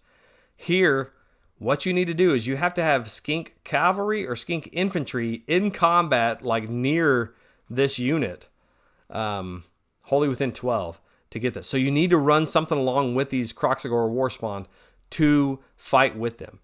Now the problem can be is if the opponent is fighting first, what they're going to do is they're going to fight and kill these Skink units first to reduce your damage. Or if they have enough to kill your Kroxigor, they'll just do that. But if you can line this up, you can get that +1 damage and do pretty well. So they're going to do the same amount of damage as the other guys if they're fighting their priority targets, all that kind of stuff. But you do need to take this infantry or cavalry. So some good options for that. Infantry, I guess, would just be normal Skinks if you're just looking for something to throw away. They're 100 points now. I don't know that that's the option I would go with. I'm looking for like Ripperdactyls, Raptidon Chargers. Those are both really good units to use this for Skink Cavalry. They're fast enough to keep up with this, and you don't mind them fighting. They'll also do well in fighting too, so they can clean up whatever the Kroxigor doesn't kill off in the combat phase. So pair them up well with that. Originally, we thought this was just going to be a skink unit, and that would have been awesome if it was a monster. If I could take a monster like a Troglodon, that was what I was hoping and dreaming. I could run a Troglodon with these Warspawned and combo them together, because I'm not going to lose that Troglodon in combat. Alas, that's not going to happen. If at some point, we get the Troglodon to have cavalry keyword, that would be just absolutely awesome. Where's my Troglodon at? See, it doesn't have cavalry keyword, so you don't get any of that stuff on that. So a little bit of a disappointment there, but you can plan for that. Raptidons and Ripperdactyls are good now, so you can take this to get that extra damage. Also, the Kroxigor Warspawned have this heavily scaled skin, which gives them -1 to rend from ranged weapons. So this is a passive that doesn't require anything to go off on it. It's just always going to be there. So as we're looking at these other Kroxigor, they just don't even have this ability. So you need to fight the right things to get any of their buffs. These Warspawned will provide a purpose, even if they're on their own, and that they're just a little bit tougher to kill while they're out running around. They basically do the same damage once you combo everything up. So if you plan for it, if you list build it, these Warspawned will do really well with that in the skink charging in with them. So which one do I take? Normal Kroxigor or Warspawned? I think if I'm taking a reinforced unit, I'm probably going to take the Warspawned, because I can kind of guarantee that I get the skink infantry or cavalry in with it. So I'll take Warspawned and Ripperdactyls or Raptidons. If I'm taking them as a unit of 3, I'm probably taking the ones that are designed to kill infantry, the normal Kroxigor, and just kind of running them out the flanks, hit those infantry, hit those things that are that they want to hold objectives with. So I think that's my plan. All right, Skinks. Oh, Skinks. They're not very good this edition. They are a screen that is 100 points. That does well at screening, but with the new cohesion rules, you really can't stretch them out 10 wide. And so I would rather have Raptidons as my screen. They're more expensive, but they actually do damage. Or I'd rather have Raptidons because they're just way faster. I'd rather have Hunters of Huanchi because they actually have a purpose. These skinks here just are not filling a role. Now that we don't have to worry about battle line, you may not see skinks on the board much. Their damage is absolutely terrible. You could theoretically put them as honor guard and do like 5 damage. You can see over there on the left side. Don't do that. It's you have way better things to do with this. Maybe you take 20 skinks and you could do 10 damage, but that's a waste of your resources. They do get 2 attacks now on the javelins and bolt spitters, but they're super short range, 12 inches now, and there's no way to do mortals anymore. So you can do the auto wound, but that's only for melee. So yeah, there's really no way to buff their shooting that's of any use. You could throw a ton of dice. If you had 20 of these, you're throwing 40 dice, but you're gonna miss half of them on the 4 to hit. You're gonna miss another half on the wound. Okay, now here's 10 saves at no rend. And that cost me 200 points. So, I don't know. I don't see them being taken much. Oh, melee is absolutely horrendous. There used to be an old melee build with skinks, but their melee is terrible now. So, odd one. All right, Hunters of Huanchi with Dartpipes. 80 points, extremely cheap. Here's a screen that you could use that takes up about the same amount of screen real estate as the other skinks, but they have actual uses. They're not going to do a lot of damage, or any damage, really, but that's not what you're taking them for. They do have this hidden hunters, so they can be deployed off the board and then come in later on. That's very good. You can put them up in your movement phase. So this is one of 2 ambushing units that we have. And so this is the cheapest one at 80 points. If you need this extra 10 points from the bolas, take this one. It does have an interesting ability here. Pick an enemy unit that had any damage points allocated to it this turn. by attacks made with its dart pipe to be the target. Roll a dice on a 2-up, subtract 1 from wound rolls for the target's combat attacks for the rest of the turn. So some hoops to jump through. You actually have to do some damage with its attacks, which is, to be honest, not at all guaranteed here. You have 10 attacks, 3s, no rend, 1 damage. They do crit auto wound, but that's going to be like maybe 1 or 2 crit auto wound. So you're not getting a whole lot of damage through. You have to make that damage happen and then still roll a 2-up to subtract 1 from wound rolls. So you could theoretically combo this, like ambush them in, shoot something, and then charge in with a combat unit. That's probably the only time I'm going to take them unless I'm just hurting for points. But maybe something that you're not going to get to attack first with. So let's debuff them a little bit. But the ones I really like are the Hunters of Huanchi with Starstone Bolas. 90 points, skink unit. And again, they're not doing a ton of damage, but they do have 10-inch range. That's important because this unit can ambush again, same thing as the other unit. And so now you can ambush within range to shoot. Previously, you couldn't do that. And this ability is just head and shoulders above the Dartpipes. Pick an enemy unit that was targeted by this unit's Starstone Bolas this turn to be the target. Just targeted. Okay? You don't have to do any damage. You just have to target them. I'm going to attack that unit. Now I'm going to roll this ability. Roll a dice on a 3-up. Boo. Until the start of your next turn, subtract 1 from the number of dice rolled when making charge rolls for the target to a minimum of 1. That's brutal. So now you throw this on a slow unit, they're not going to get into combat. They're just not. You throw that, let's talk in terms of Seraphon units. You target a Kroxigor unit and get this, they're moving 5 and charging 1d6. They're not getting into combat. So this is a fantastic unit. Not only does it have purpose in ambushing, helping you score battle tactics, score objectives, but also it can absolutely brutally nerf a unit that you don't want charging into you.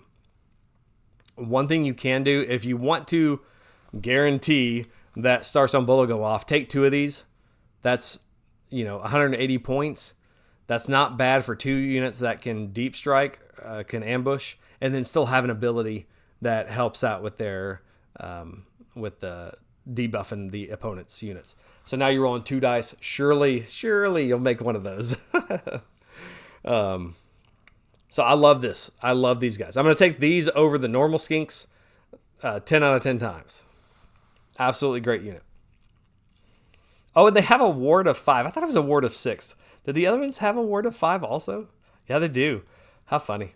I guess that kind of replaces. They used to have a lot of stuff that would keep them from getting hurt, like not being visible, all this kind of stuff. I don't care. I'll trade all that for this -1 to the charge rolls. That's so great. -1 dice to the charge rolls.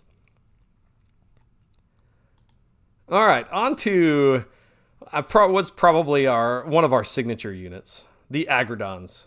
So Aggradons can take some good buffs, as you've seen here. They do a lot of damage, and they're well priced. So this has been a good overall unit since it's come out, and I think it's still going to be a staple in probably most lists that we take are going to have some Aggradons. They're just that good. They have a very good role to play. So 10-inch move. They got a little bit faster. That's nice to make up for the lack of Vengeful Defender. They now move 10. We have access to an extra +4 to move if we want to. Let's see, any other ways we can get them. I think, can we do run and charge for them? I've been talking so long now, I can't remember. Nope, wrong spell. Yeah, we can do run and charge for them too. That's what I was thinking. So there is plenty of speed for the Aggradons as needed. So they can get where we want them to go. If you're wanting to Alpha Strike them turn 1, you can do that. So it is possible still, even though we don't have Vengeful Defender. So let's look at their profile. They have very similar profiles than they had before, but they've lost rend and damage. It's now turned into abilities. So Cell Sight, Spear, and Club, 3 attacks, 3s, -1/1. You do get +1 damage on the charge. And +1 rend versus monsters. Interesting. +1 rend versus monsters. I would have liked to see that opened up a little bit more to other things, but +1 rend to monsters is fine. We'll see how much monsters end up in this meta, but hey, I'll take +1 rend. On the mount attacks, we have 3 attacks, 4s and 3s, 2 damage, 2 rend and 2 damage. This is a companion, so the companions will not take as many buffs as well as the other attacks, but luckily, both of these have 2 damage when we're charging with them, and you're going to be charging with them, so that's good. Primal Rage, we talked about that as Rage has been fixed.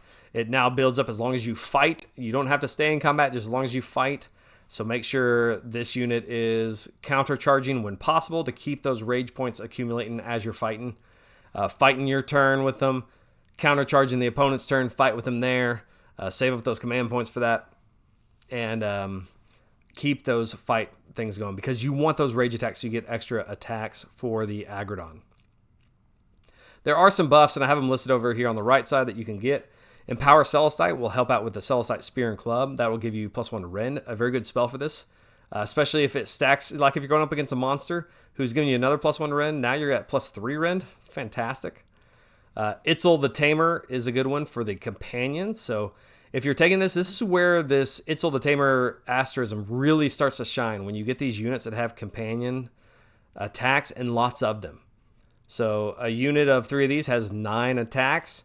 A unit of 6 has 18. You're going to get some critical hits in there to get extra attacks on these companions.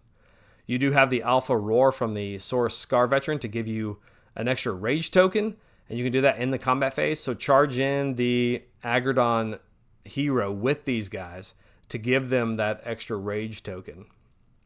That'll just give them an extra attack, but most importantly, that starts that ability to climb. So now you're going to start off with 1 in the combat phase. At the end of your turn, you're going to get another win because you fought, and so you'll be at 2 already. Countercharge, and you'll be at 3 by the end of the next turn. That is just awesome. It's so much easier to get to Rage 3 now with this new Roar ability. Another thing you can do is the Serpent Staff. If you wanted to, that would affect the Celestite Spear and Club. Not a bad one, especially if you get that high rend going, so you can auto wound and go straight to the saves. So that is an ability you can use here. We have some damage numbers over here, and this is probably our most damaging unit, just as far as raw numbers go, because you can get pretty high if you get a lot of this stuff going. You see it starts to climb on the charge versus a monster. Aggradon's on charge versus monster with all-out attack. 3 of them are already doing almost 16 damage there. You add in Itzel, you add in +1 rage, which that top line kind of shows what you would expect against a monster with just kind of your standard buffs and +1 rage. You're doing 20 damage with 3 of these. Reinforce this unit, which is you're going to do a lot. You're doing 40 damage versus a monster. You're clearing a Mega Gargant, assuming they don't do all-out defense and yada, yada, yada. But like even still, you might clear the weaker ones. So a very good unit to send into monsters, but you don't have to go into monsters. With all these other buffs, you can buff this up and kill a lot of stuff with them. Down there at the bottom, I wanted to see how much the rage would increase. And if you do get up to Ren 3 and all these other buffs on it, I didn't do the Serpent Staff on these, but if you're doing all those other buffs, you're getting almost 30 damage versus a 4-up save. Take 6 of these, you're doing 60 damage, almost 60 damage versus a 4-up save. That's insane. That's a lot of damage. So I like Aggradons because they can take all these buffs that you want to give them. I like a Slann to give him Empowered Celestite, and then the Aggradon Chief to give him the Alpha Roar, and you're well on your way there. Itzel to give him that buffs, and look, that's all that you really need to do here. You could throw in if you wanted to go a little bit cheaper, you could do a Starpriest to give him the Serpent Staff and still get Empowered Celestite that way. So a lot of flexibility here to give the Aggradons. Aggradons, I think I'm going to like a whole lot in this edition. Another unit that is going to do very well, I think, is the Raptidon Chargers. Our other cavalry unit can also take buffs very well. So they don't have as much rend, they don't have as good of attacks, but they're cheaper and there's more of them. One of the unique things about the Raptidon Chargers is now you can take 10 of these. You can reinforce this unit. They come with 5. You can take 10, and they can all attack now because of the combat range. Previously, it was very hard to get a reinforced unit of Raptidon chargers to attack all of them. You could do some goofy arrangements and get most of them in, but it was a lot more difficult. Now, just because of the size of their base, you can easily get all 10 Raptidon chargers in. So that means you're getting a lot of attacks. They start here with 6 attacks for each one. If you have 10 of these, you're throwing 61 dice, I guess, because of the champion, at the opponent. That's a lot, especially if some of these are doing 2 damage. So they do have a high mobility, 12-inch move, 3 health. That's nice. They used to be 2 health, so now they're 3 health. So a unit of 10 is 30 wounds. It is on a 5-up save. Not great, but they're cheap. They're only 140 for 5. So the Topex Lance is 3 attacks, 4s and 4s, not great. -1 rend, 1 damage, but you do get that +1 damage on the charge. A good ability for this is the priority target. +1 to hit and wound rolls for this. So now that Topex Lance would be hitting on 3s and 3s. Much better if you can make this your priority target and attack the opponent's unit that's in their general's regiment. So a good unit for that. You know, on this on the Saurus here, they can also take that honor guard very well because their spears are on 3s and 3s. And so you're kind of looking for those units that can do that. So they will take that very well with honor guard. I don't think I did the damage over here for that. It would be even better. But Raptidon chargers, very cheap, very fast at 12-inch move. You can still get all those other buffs you can give to them. And a very good priority target if you wanted to do that there. They do have the companion attacks here, which will explode with Itzel if you take that. Their passive is still in a weird place. Add 1 to hit rolls for this unit's combat attacks if they target an enemy unit that was targeted by shooting attacks made by Raptidon hunters in the same turn. I don't see this being all that useful. I guess you could do this if you reinforce the big unit of Raptidon chargers here for 10 and then take like a minimum unit of Raptidon hunters. All they have to do is target them. That's fine. But really, you just do all attack. These guys need to be attacking first because they're not tough enough to withstand a hit back. So you're going to be wanting to use all-out attack on these fellas because they want to hit. So if you get these, going, you're going to be doing quite a bit of damage. 20, if a reinforced unit's going to be doing 28 damage. That's not too shabby for a unit that's this fast, that's this cheap. So I like Raptidon chargers. They also play a role. There's a lot of stuff that does skink cavalry, and they pair really well into the Kroxigor Warspawned, where you can take a unit of these to charge with the Kroxigor Warspawned. They also make fantastic screens. If you only take 5, they can spread out really far. It'd be an excellent screen that does damage, not a ton, but they do damage and make for a good screen. All right, Raptidon hunters. They still can't get this unit right. It still doesn't feel good. You have this attack that's 2 rend, this shooting attack that's 2 rend, but it hits on 4s and 4s. It's short range, it's 12 inches, it's only 1 damage. It just doesn't feel right. Its melee attacks aren't very good. So it wants to be shooting because it has this ability that if this unit is not in combat, you pick a charger unit that is in combat, and then you can shoot the unit it's in combat with. But the shooting attack just isn't very good. You can see I did the shooting and melee. Like if you're going to run this as just a shooting and melee unit, it's not doing that much damage.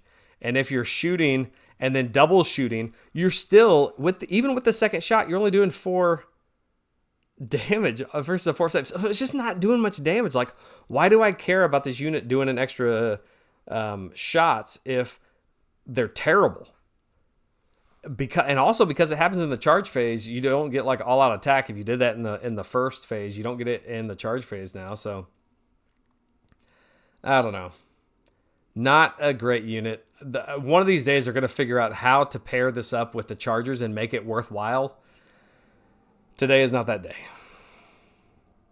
All right, next unit. Terradon Riders. I think we can go over this pretty quickly. I don't think they're very good right now.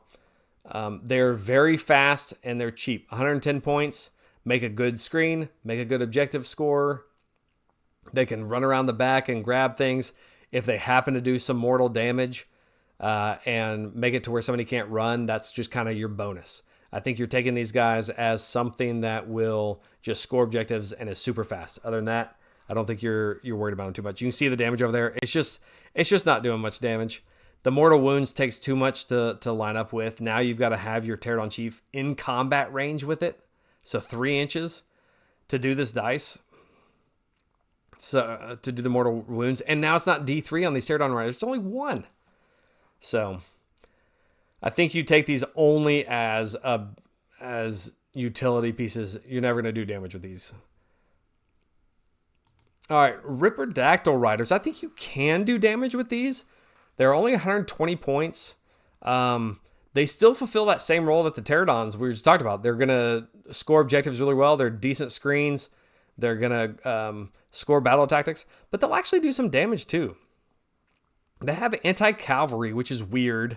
But they will, I guess they go down and like harass the cavalry as they're trying to charge. I don't know. I'm thinking like the Nazgul and Pelennor fields where they're coming down trying to harass the cavalry. Maybe that's its role. I don't know. They do get +1 rend there, so they get actually some rend on the Warstone Spear, on the War Spear. The best thing though here is the Bloat Toad. You can tag up a unit. So if they have a cavalry unit, tag up that unit with the Bloat Toad and then go attack it with these Ripperdactyls. Actually, that doesn't even synergize because your Ripperdactyls or your Bloat Toads affect your jaws. So you know what? It doesn't matter. Tag whatever you want to because that's where your damage is coming from, is from the jaws. On the jaws, they have 3 attacks each, -1 rend. They do get +1 damage on the charge. And with the Bloat Toad, they do get +1 attacks. So this is a companion attack. So now you start off with, let's see, you're attacking the thing with the Bloat Toad. You got 4 attacks. If you're in Itzel, you'll critical hit on those. So 3 of them you'll have, I can't do math right now, 12 attacks. You'll critical hit a couple of those at least, and they're all doing 2 damage. So it's not a ton of damage, but these guys are super cheap, and they're super fast. And so they have a role to play. They're going to kill off those screens. They're going to grab objectives. You can reinforce them, and they'll do decent amounts of damage. You can see over here on the damage calculator here, 1 unit's doing 10 damage versus a 4-up save. So it's not terrible. It's not bad for what they are. So I think Ripperdactyl Riders have a role in our army as that fast objective grabbers. They're moving 14 base. That's awesome. There's plenty of ways to make them faster and run and charge. So a nice unit for really cheap. Terra Wings are a weird one. They're beast, which means they can only ever count for 1 total on an objective. They do still have this Screech, nerve shredding Screech, where roll a D3. If it exceeds the target's control characteristic, the target cannot use commands for the rest of the turn. That's not very good. You're looking for something that has a control of 1, so like very small units to make sure you roll that, and you're still going to fail that half the time. And it has to be within 10. These things move 12, but I don't like the Terra Wings. I'm probably not going to take those very often. I would much rather find the 20 points and take a Ripperdactyl Rider than them. All right, Spawn of Chotek. Talk about disappointing. Spawn of Chotek, 170 points for this thing. And it got... the range is shorter on these things. The glob of acid is shorter. It's 1 attack, 4 is 2s, -2 rend. The damage is better, D3 +3. So that's better, but it's a companion ability, which means you really can't buff it other than all-out attack. I guess maybe Itzel could critical hit it. If you get lucky on that 1 dice, that would help. Stream of Fire, to be honest, does about the same amount of damage. I think it's actually Glob does slightly more, but not much. It's about the same. 5 attacks. Anti-infantry, its companion explodes, but so much shorter. There's just no... I mean, you could teleport this, I guess, in that one battle formation, but why? Fiery Maw, its melee is probably better than... Yeah, the melee is better than anything else it's got, but it's just not doing enough damage. It does still have the thing... It has this weird token. I'm not going to review it. It's not worth it. But it does have the thing where if you hit with the glob, you're -1 to their saves. So you can reduce the saves of the opponent, but it's not reliable enough to do that. 1 attack on a base 4 to hit is just not good. And it's short range now. You'd be lucky to hit the opponent on top of turn 1 with this thing. So, big whiff, I think, there. Big miss. Stegadon. Stegadons are interesting. I don't know that you can run a Stegageddon anymore, which is disappointing. 14 health, 4 up save, same 8-inch move. Control of 5. Man, I was really hoping Stegadon would have a control of 10. That was the best thing they did last edition, was hold objectives. I would have loved to see control 10 on a Stegadon and make that their playstyle. But 240 points, a Skystreak bow that goes down and has less range, less attack damage. We've talked about that on the Stegadon Chief. Sunfire throwers, neither one of these is doing all that much damage. Meteoric Javelin's not doing anything. Stegadon Horns is fine. You know, getting the 3 damage on the charge is nice. I think the best thing the Stegadon has going for it is this once per turn, this rampage here. If this unit charge, you have to pick an infantry unit. So pick an infantry unit that's in combat, inflict D3 mortal damage, and then move 2d6. And you can pass through models, so you can move over that model. You can do some weird stuff that way. So that is useful, but this thing is not doing enough damage. Look at that damage over here with all-out attack, with the charge, in Itzel. You're still only doing 11 damage for 240 points. Like, yeah, the rampage is cool. The shooting's fine. I'd rather take a Aggradon. Like, give me 3 Aggradons over the Stegadon. Control on the Aggradon. You're at more control for the Aggradons. You're at more health. You're at the same save. You're at a better move. You're going to do more damage. I don't see what role the Stegadon plays right now, which is disappointing because, as you probably all know, I absolutely love Stegadons, and so I would have loved to seen the Stegadons do something interesting. The Engine of the Gods, I think, is probably the only Stegadon I would take right now. And it's cheap, 210 points. And now the Cosmic Engine is actually kind of interesting. The Cosmic Engine we've had an up and down history with this Cosmic Engine. So we're not going to talk about all the shooting or the melee, because to be honest, they're not going to do all that much. The combat, the rampage is okay. If you get charged, you might do some mortal wounds and you get +1 to save. But the interesting thing is the Cosmic Engine here. So I think where this gets interesting is spamming the Engine of the Gods. Because it's so cheap, you could take some goofy lists where you take a bunch of these Engine of the Gods, and nothing here says this is limited to just one time, one unit doing this. So it's in your hero phase. It doesn't say once per army. So if you have multiple of these units, they can all do this. Nothing on here says that you can affect a unit more than once. So these things can proc on multiple units. So what you do, you roll a dice in your hero phase, or you reserve the power. If you reserve the power, you just get +1 on the next turn, basically, and that can build up. So you roll a dice. On a 3-up, you heal D3 to all friendly Seraphon units wholly within 12 of this unit. On the surface, that's not all that great, but we've seen some of the other healing we can do. Pair this engine up with a Troglodon with the command traits and spells that heal. Now you have 2 pieces that are going to be healing a lot. Okay? This is going to be healing once in your hero phase. The Troglodon's going to be healing in your hero phase. Troglodon's going to be healing with a spell. The Troglodon's going to be healing at the end of the turn. So you have a lot of healing here.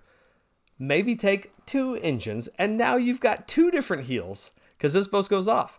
So they can both heal each other and the Troglodon. Now you've got 2d3 heals for both of these, and 2d3 heals for the Troglodon, and a healing spell. This just kind of compounds upon itself. Now, as long as your stuff doesn't die, that would be critical, you can just keep healing this stuff up. Another thing that you can do is summon back a dead model. So on a 5-up, you can pick up to 3 Seraphon units wholly within 12 of this unit, return 1 slain model to this unit. So nothing's keeping me from doing this multiple times. So if you rolled a 5-up on these, you can keep bringing stuff back. Now, assuming things are dead, but not a bad unit. Time slows. On a 6-up, you pick 3 friendly units, and they all have strike first. So same kind of thing. You keep them with the units that you would want to do this to. Now, wholly within 12 is not the easiest thing to do, but you can get these off on the units that are right next to them. So you line this up on hero phase and then shoot something off if you get that 6, or power it up and save it for later. I actually like the Engine of the Gods. I think it's priced right, 210. It's not going to do a ton of damage, but you can do some goofy stuff here. I tried a list, and I'll show you this list here at the end, but I tried this yesterday, and I had a whole bunch of Engine of the Gods, and you can roll for each one of them, and you're overlapping, as you know, they're lined up kind of like on the front row, and they're overlapping a whole lot of each other. And so you basically could get all of them. I think I had 9 of them.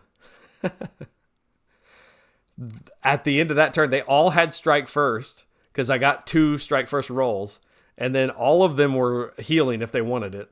I was powering up some of them, waiting. But then throughout the game, I'm just healing constantly. If you don't kill an Engine of the Gods, I'm going to heal it with his buddies, and it's coming right back. So I think this is where you might have your Stegadon, is with a bunch of Engine of the Gods. Now, the problem is they don't do a whole lot of damage. Don't do much damage at all. So it's all about healing. If you get killed, you'll lose the game. But interesting. Bastiladon with Ark of Sotek. Same kind of thing, 2-up save, which is fantastic, 12 wounds, very slow, 5-inch move. What it does do, which is good, is the Ark of Sotek, 20 dice, and 6s will do a mortal wound. Companion, so you can't really do a whole lot of buffs with that. Itzel doesn't do anything because you're already doing crit mortals. Bludgeoning Tail can take Itzel, it'll help a little bit. But really, I think the most interesting thing here is your Ark of Sotek Rampage. So once per turn, army any combat phase. So you can do this in both of the combat phases. This is nice.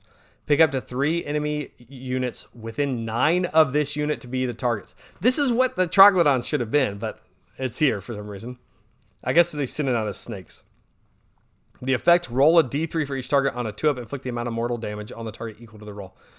So this is a unit that can sit back and doesn't have to be in combat. It wants to be in combat, which is kind of whatever. It wants to get in because of the Ark of Sotek. And when it does, it's going to pop off mortal wounds as you stay here. So this thing is like a mortal wound factory. 20 dice doing critical mortal wounds, and then this rampage that's going to keep going off and doing mortal wounds. Bastiladon with Ark of Sotek is very good. It's no wonder it went up by almost 100 points. It's 270. It's very expensive now for how slow it is and the amount of damage it does, but it does have a role. It's going to do, this is probably our best source of mortal wounds in this army is this guy. So I think he does have a role there. Pair this up, or I guess you would only really ever want to take 1 because of this rampage is doing a lot of the work. Pair this up with an Engine of the Gods, though, to keep it topped up, full health. Maybe keep it fighting first. And not a bad little unit. It could also go with the Troglodon. They can fight together pretty well. And the Troglodon can keep him healed up with the spell.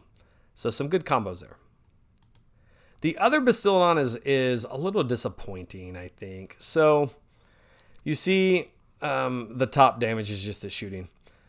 But same profile as the other one, but we have the solar engine now. 18-inch range, so it's shorter, which is a big deal for this Bastiladon because it's very slow. You can make it faster with some of the other stuff that we talked about, but 18-inch range, 3 attacks, 3 threes, 2 rend, and 3 damage. it lost some rend. We don't have the ability to give like 2 of these all out attack anymore. But we do get critical 2 hits. And so that actually does kind of make up for the lost rend. And it works out to do about the same amount of damage as before. Now, how many times do you see Bastiladons with Solar Engine on the table? Not all that often. And so I don't think you're going to see them all that often here. The shooting just isn't doing enough damage. You can buff it because it's not a companion attack. You can buff it with Honor Guard. And that, if you don't have something else you want to buff with Honor Guard, you could do that so that it's hitting on 2s and 2s. In that case, it's doing a little bit more damage. You're almost up to 6 damage. But still, you're talking 6 damage. Oh, I didn't even have the points cost here. It's 290 now. It went up quite a bit. So it's an expensive monster for what it's doing. And its Rampage is another one that's really not going to do that much. You need to be in combat. You roll a dice for every model in the unit up to 8. So there's a maximum. Why is there a maximum? For each 5 up, you inflict 1 mortal wound. So you're going to do like 1, maybe 2 mortal wounds. That just pales in comparison to the other Bastiladon. So I'm not real impressed with the shooting on this Bastiladon, which is disappointing because I really like the Bastiladon. All right, that's all the units that we have. I think we've covered every unit. So now let's circle back to this damage efficiency chart. We've talked through all those units. I think we're seeing the Aggradons, the Raptidons, the Kroxigor, and Ripperdactyls as kind of our units that we're going to list build around. The next group there is a Saurus Guard, which I think work very well at protecting a Slann, but also being a tough unit to crack with that 3-up save, 5-up ward. They fulfill that role of kind of an anvil that some of the other stuff doesn't do, that Warriors don't do, to be honest. So the Guard are... I really like the Guard now. And they can do some damage. Like, if they were down a lot further in this chart, you'd be thinking, well, they're an anvil, but they can't do any damage. They're actually doing decent damage. Reinforce that unit, and you can slap with them. So, little explanation on points and damage. Points is obviously how much they cost. Damage is, I took some, what you would expect to see buffs out of these things, not like to the moon buffs, but standard buffs. And then you're looking at how much does each point of damage actually cost me? How efficient are these units in what they're doing? Now, you can't buff all these units all at the same time, so you can't just fill it up with Lancers and Chargers and just go, okay, these are my best units, because you can't buff them all at the same time. So think about that as you're sending these into combat and pick the right combats for them. Kroxigor really don't have to use all that many buffs, so they're a good unit to have separately from the units that you're buffing. So Lancers and Chargers, you really want to buff those guys. Ripperdactyl Riders, you really want to buff those. But Kroxigor can kind of operate on their own as needed.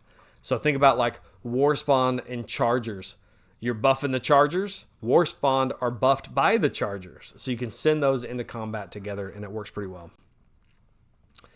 So you see a lot of the monsters just don't even rank on here. They're just so expensive for the amount of damage that they do. Terror Wings are just an absolute joke.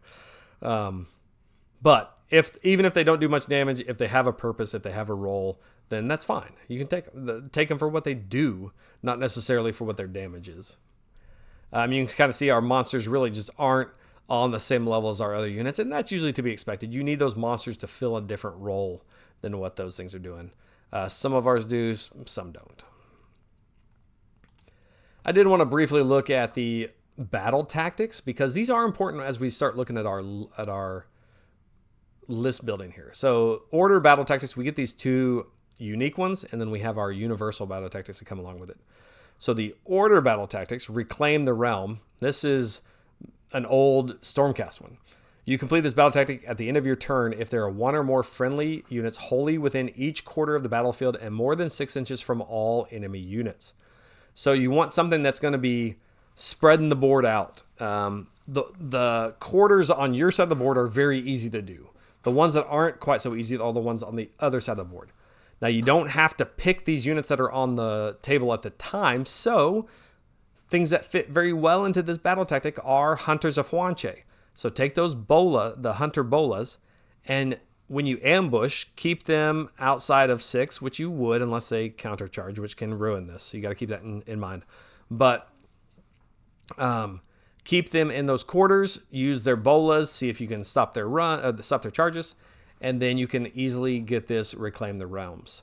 So this is one that we should be able to get fairly easy as long as you're taking the right units. Other things that will do well in this are like Ripperdactyls.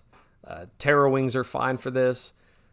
Chargers, if you're using them like in a smaller unit, they could grab this one too. They're fast enough to get these to get reclaim the realms. This is one that you can usually do turn 1.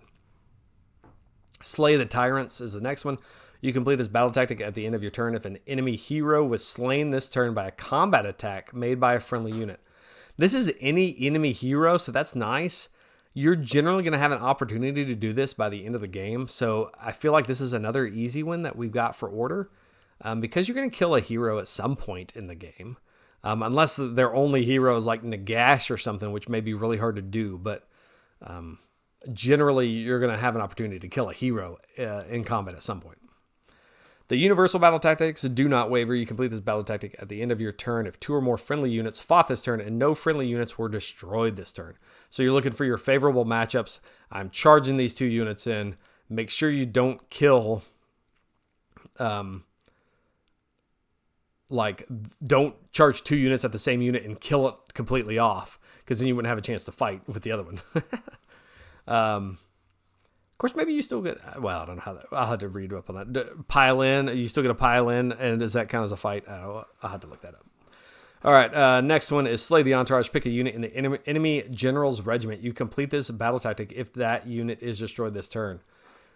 So, this is one of those ones that you can look at what's in the general's regiment and figure out kind of early on which one do you want to kill. Is there a unit in his regiment that is easy to get this with? Maybe a screen. Like if there's a screen that you're gonna go kill turn 1 and it's in his regiment, do that with this Slay the Entourage, because you're gonna want to do that. If they've kind of game planned it and there's maybe their general only has himself in his regiment, this becomes a lot harder. That's some goofy ways to do that. If they only put their big, tough units in the general's regiment, this one might be a little bit more difficult. Attack on 2 fronts. You complete this battle tactic at the end of your turn if you control 2 or more objectives that you did not control at the start of your turn, and at least one of those objectives was controlled by your opponent at the start of your turn. This one you're gonna get in the course of the game, taking an objective back and take one that he didn't have before. So, or take 2 that they had before. So this one you should be able to look at and see, okay, I'm gonna take those 2 objectives. This one's gonna be one I can take. Aggradons are good for this. So they're gonna take those objectives back from the opponent. All right, take their land, pick a terrain feature wholly or partially within enemy territory and wholly outside friendly territory. You complete this battle tactic if you control that terrain feature at the end of your turn. This is one extremely easy to do with Hunters of Huanchi. Let's say there's a terrain piece back in the corner. You just score this one extremely easy with Hunters of Huanchi or Ripperdactyls, something that's extremely fast. You can take this, but Hunters of Huanchi is just so incredibly easy to do this with. I'm going to pop these guys down over there by that terrain piece. Okay, it's mine. So far, I feel pretty good about all these battle tactics. Seize the center. You complete this battle tactic at the end of your turn if 2 or more friendly units are within 3 inches of the center of the battlefield and are not in combat. I love this with, like, they've moved forward turn 1. You send in 2 units of Aggradons and your Aggradon hero and blast them off the center, and you've got this. Just make sure you do have to be within 3 of the center, so line this up right. But I think we have enough melee stuff that we're going to be taking this in quite a few games. Take the flanks. You complete this battle tactic at the end of your turn if you have at least 1 friendly unit within 6 of each short battlefield edge. None of these units are wholly within friendly territory, and none of these units were set up this turn. This one gets a little bit more difficult. You can't score this with Hunters of Huanchi generally until later in the game, but you could get this with Raptidons very easy. You could get this with Ripperdactyls. You're lining them up on the edges, kind of like Surround and Destroy, like we did there, and you take the flanks there. So it's doable.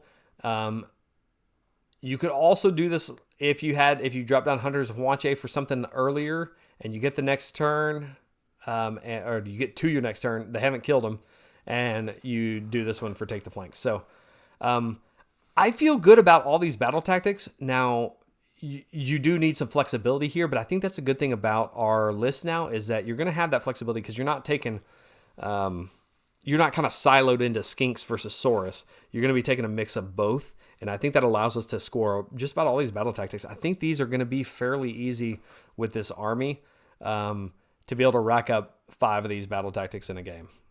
Fairly easy. I'm sure I'm going to fail plenty of these. Definitely will happen. That's my own general, that's my own fault, though, not necessarily the fault of the army or the battle tactics. All right, we're on the home stretch. I've got a couple of lists I'm going to show here, and these are just, I'm just scratching these up in Notepad and figuring out if these are going to be any good or not. But I think these are kind of where my head's at for one that seems fairly decent here. I've talked a lot about these units, and I think this kind of makes it into my list here. So I'm taking Shadow Strike Star Host here because I want the extra movement in the shooting phase for these things, because I think it makes it interesting here. So I have a lot of Skink Infantry and Cavalry here in this list with Raptidon Chargers and Hunters of Huanchi. So that gives me some extra speed with them. I've got Beastmaster down below to give them even more movement, but also give my Aggradons movement. So I got a movement for my Aggradons. I've got movement for my Raptidons. I've got movement for Hunters. I've got lots of movement in this list that I think is fairly interesting. I'm taking Itzel the Tamer because I do have a lot of companion attacks here between the Raptidons and the Aggradons. So Itzel will provide me with some extra hit there. Beastmaster for the extra movement. And I have Incandescent Retresses for extra heals. I might put this over on the Scar Veteran. I might not need it on the Slann because the Slann's going to be protected by 10 Saurus Guard, so he has that 5-up ward. Maybe I don't need it on the Slann, so hopefully this will let my Aggradon live a little bit longer as he heals up after the charge in. So the list is 1980 points. It's 2 drops. And my general is going to be Slann Starmaster, and we're taking 2 units of Raptidon Chargers, 2 units of Hunters of Huanchi. You could combine those Raptidon Chargers into one big unit, but I kind of like them as a screen / objective grabber / still will do some damage, but they're going to play the board there in turn 1. Score some battle tactics, do some good stuff like that. In my Hunters of Huanchi, we've talked about them before, just excellent pieces that can do a whole lot of stuff, but also shut down some charges, score some battle tactics, all that kind of good stuff. They can also, if you need to, like if you actually had to, they can be a decent screen too. Like set them up as a screen if you have to, and then they can just go run and throw their bolas. Well, not run and throw them, but they can go and, well, I guess you could run and throw them if you got Speed of Huanchi. All right, Saurus Scar Veteran on Aggradon is my other battle regiment here with 10 Saurus Guard to help protect my Slann. They buff up real well. That's kind of my anvil. They're going to have a 5-up ward along with my Slann. I really like the Saurus Guard. They're cheap enough. They provide me with some bodies and can do some damage when I need them to, and can also take a hit. I've also got my Aggradon Lancers. Both of those, 2 reinforced units there to go along with my Aggradon Scar Veteran. And they're going to be my heavy hitters, going to be doing my damage. I did not put them into my General's Regiment because, I needed all the Skink stuff there. You could combine like a Raptidon Charger unit and then put either the Saurus Guard or the Aggradons in there if you wanted to get Honor Guard onto one of these. But I'm looking at, I know these Aggradons are going to get punched back. I don't want them to be in my General's Regiment so that they can get big buffs up against them. So that's my reasoning here. I don't know. I need to play this list a few times to get a feel for it. But I kind of like this. It has some melee damage. It has some board play. It has good spell casting. It has some Saurus Guard in there to help me hold objectives. I think I like this list. We'll see how it does. Next one, I wanted to do some Kroxigor. And so this one I'm taking Sunclaw Starhost so that I can get that extra pile in at the end of the turn for the Kroxigor that are in this list, and also for the Saurus Aggradons. I'm doing Sotek the Deliver for +2 to move, so I can move my Kroxigor a little bit faster. That'll help them out throughout the game. Being 7-inch move instead of 5-inch move is just, it's a big difference when you're moving these Kroxigor around. Beastmaster, I'm also adding +2 to move for my Seraphon Cavalry. That would be my Ripperdactyl Riders and my Aggradon Lancers. So the Ripperdactyl Riders now are going to be tearing across the board at +4 to move, and Aggradons are going to be +4 to move. So this is a very fast list. Even though it's a pretty beefy list with all this Kroxigor and Troglodon, it's also moving extremely quick. And it's got some play with the extra pile-in moves where it's gonna be doing some tricky things. I am taking the Incandescent Retresses on the Skink Oracle on Troglodon so it can heal up more. And you can put Beastmaster on either one of those that you wanted to. It probably wouldn't be a bad idea to add it to the Troglodon if you can line up your Aggradons for within 12 if you need them there. But some good board play with the Ripperdactyls. Kroxigor are pretty beefy, and then the Aggradons can also provide that big punch for us. The Ripperdactyl Riders will combo well with the Warspawned, so keep them near that. The other Kroxigor can go play on their own if they need to. I really wanted to split that unit of Kroxigor up, but to do that, I would have had to have combined the Ripperdactyls, and I really wanted the 2 Bloat Toads, so it's not completely telegraphed where those Ripperdactyls are going. So that's why I did that. So I had to combine the 2 big units of Kroxigor, which I'm sure is fine. They'll still hit nice and hard. My screens, if I'm worried about getting hit, I'm probably going to have to use the Ripperdactyls as my screens, which isn't always the best option because I have plans for them to score objectives and battle tactics and stuff. But maybe you line them up back and let the Kroxigor take the punch. They're tough enough they could do that. We'll see. If you line up the Troglodon, you can make sure that you can't make sure, but you'd have a chance at being -1 to their hit if somebody is alpha striking you. So not a bad list. At this point, we're trying to figure these things out. The last one I'm going to show you, and then we'll call it a day, is this is my best. I think my best option at like a Stegadon. Stegadons aren't really that impactful as much, but the Engine of the Gods are, and you can spam them. Here I've got a Skink Oracle on Troglodon as my general, and he can fit 1 Engine of the Gods in his battalion, and then the rest are all going to be auxiliary units. Auxiliary units is not good, but this is a list that's not good. It's just for fun. Definitely for fun. 1960 points. This is all about heals. So we have we have 9 options for heals here. Is that right? Or is there 8? Let's see. 1, 2, 3, 4, 5, 6, 7, 8 Engine of the Gods, and then a Skink Oracle on Troglodon. So we do have many different ways to heal.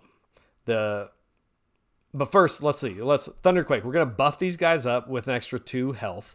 That means the Skink Oracle on Troglodon has 2. All the engines, everything is at 16 health now. That's quite a bit for this. You end up with quite a bit of wounds here.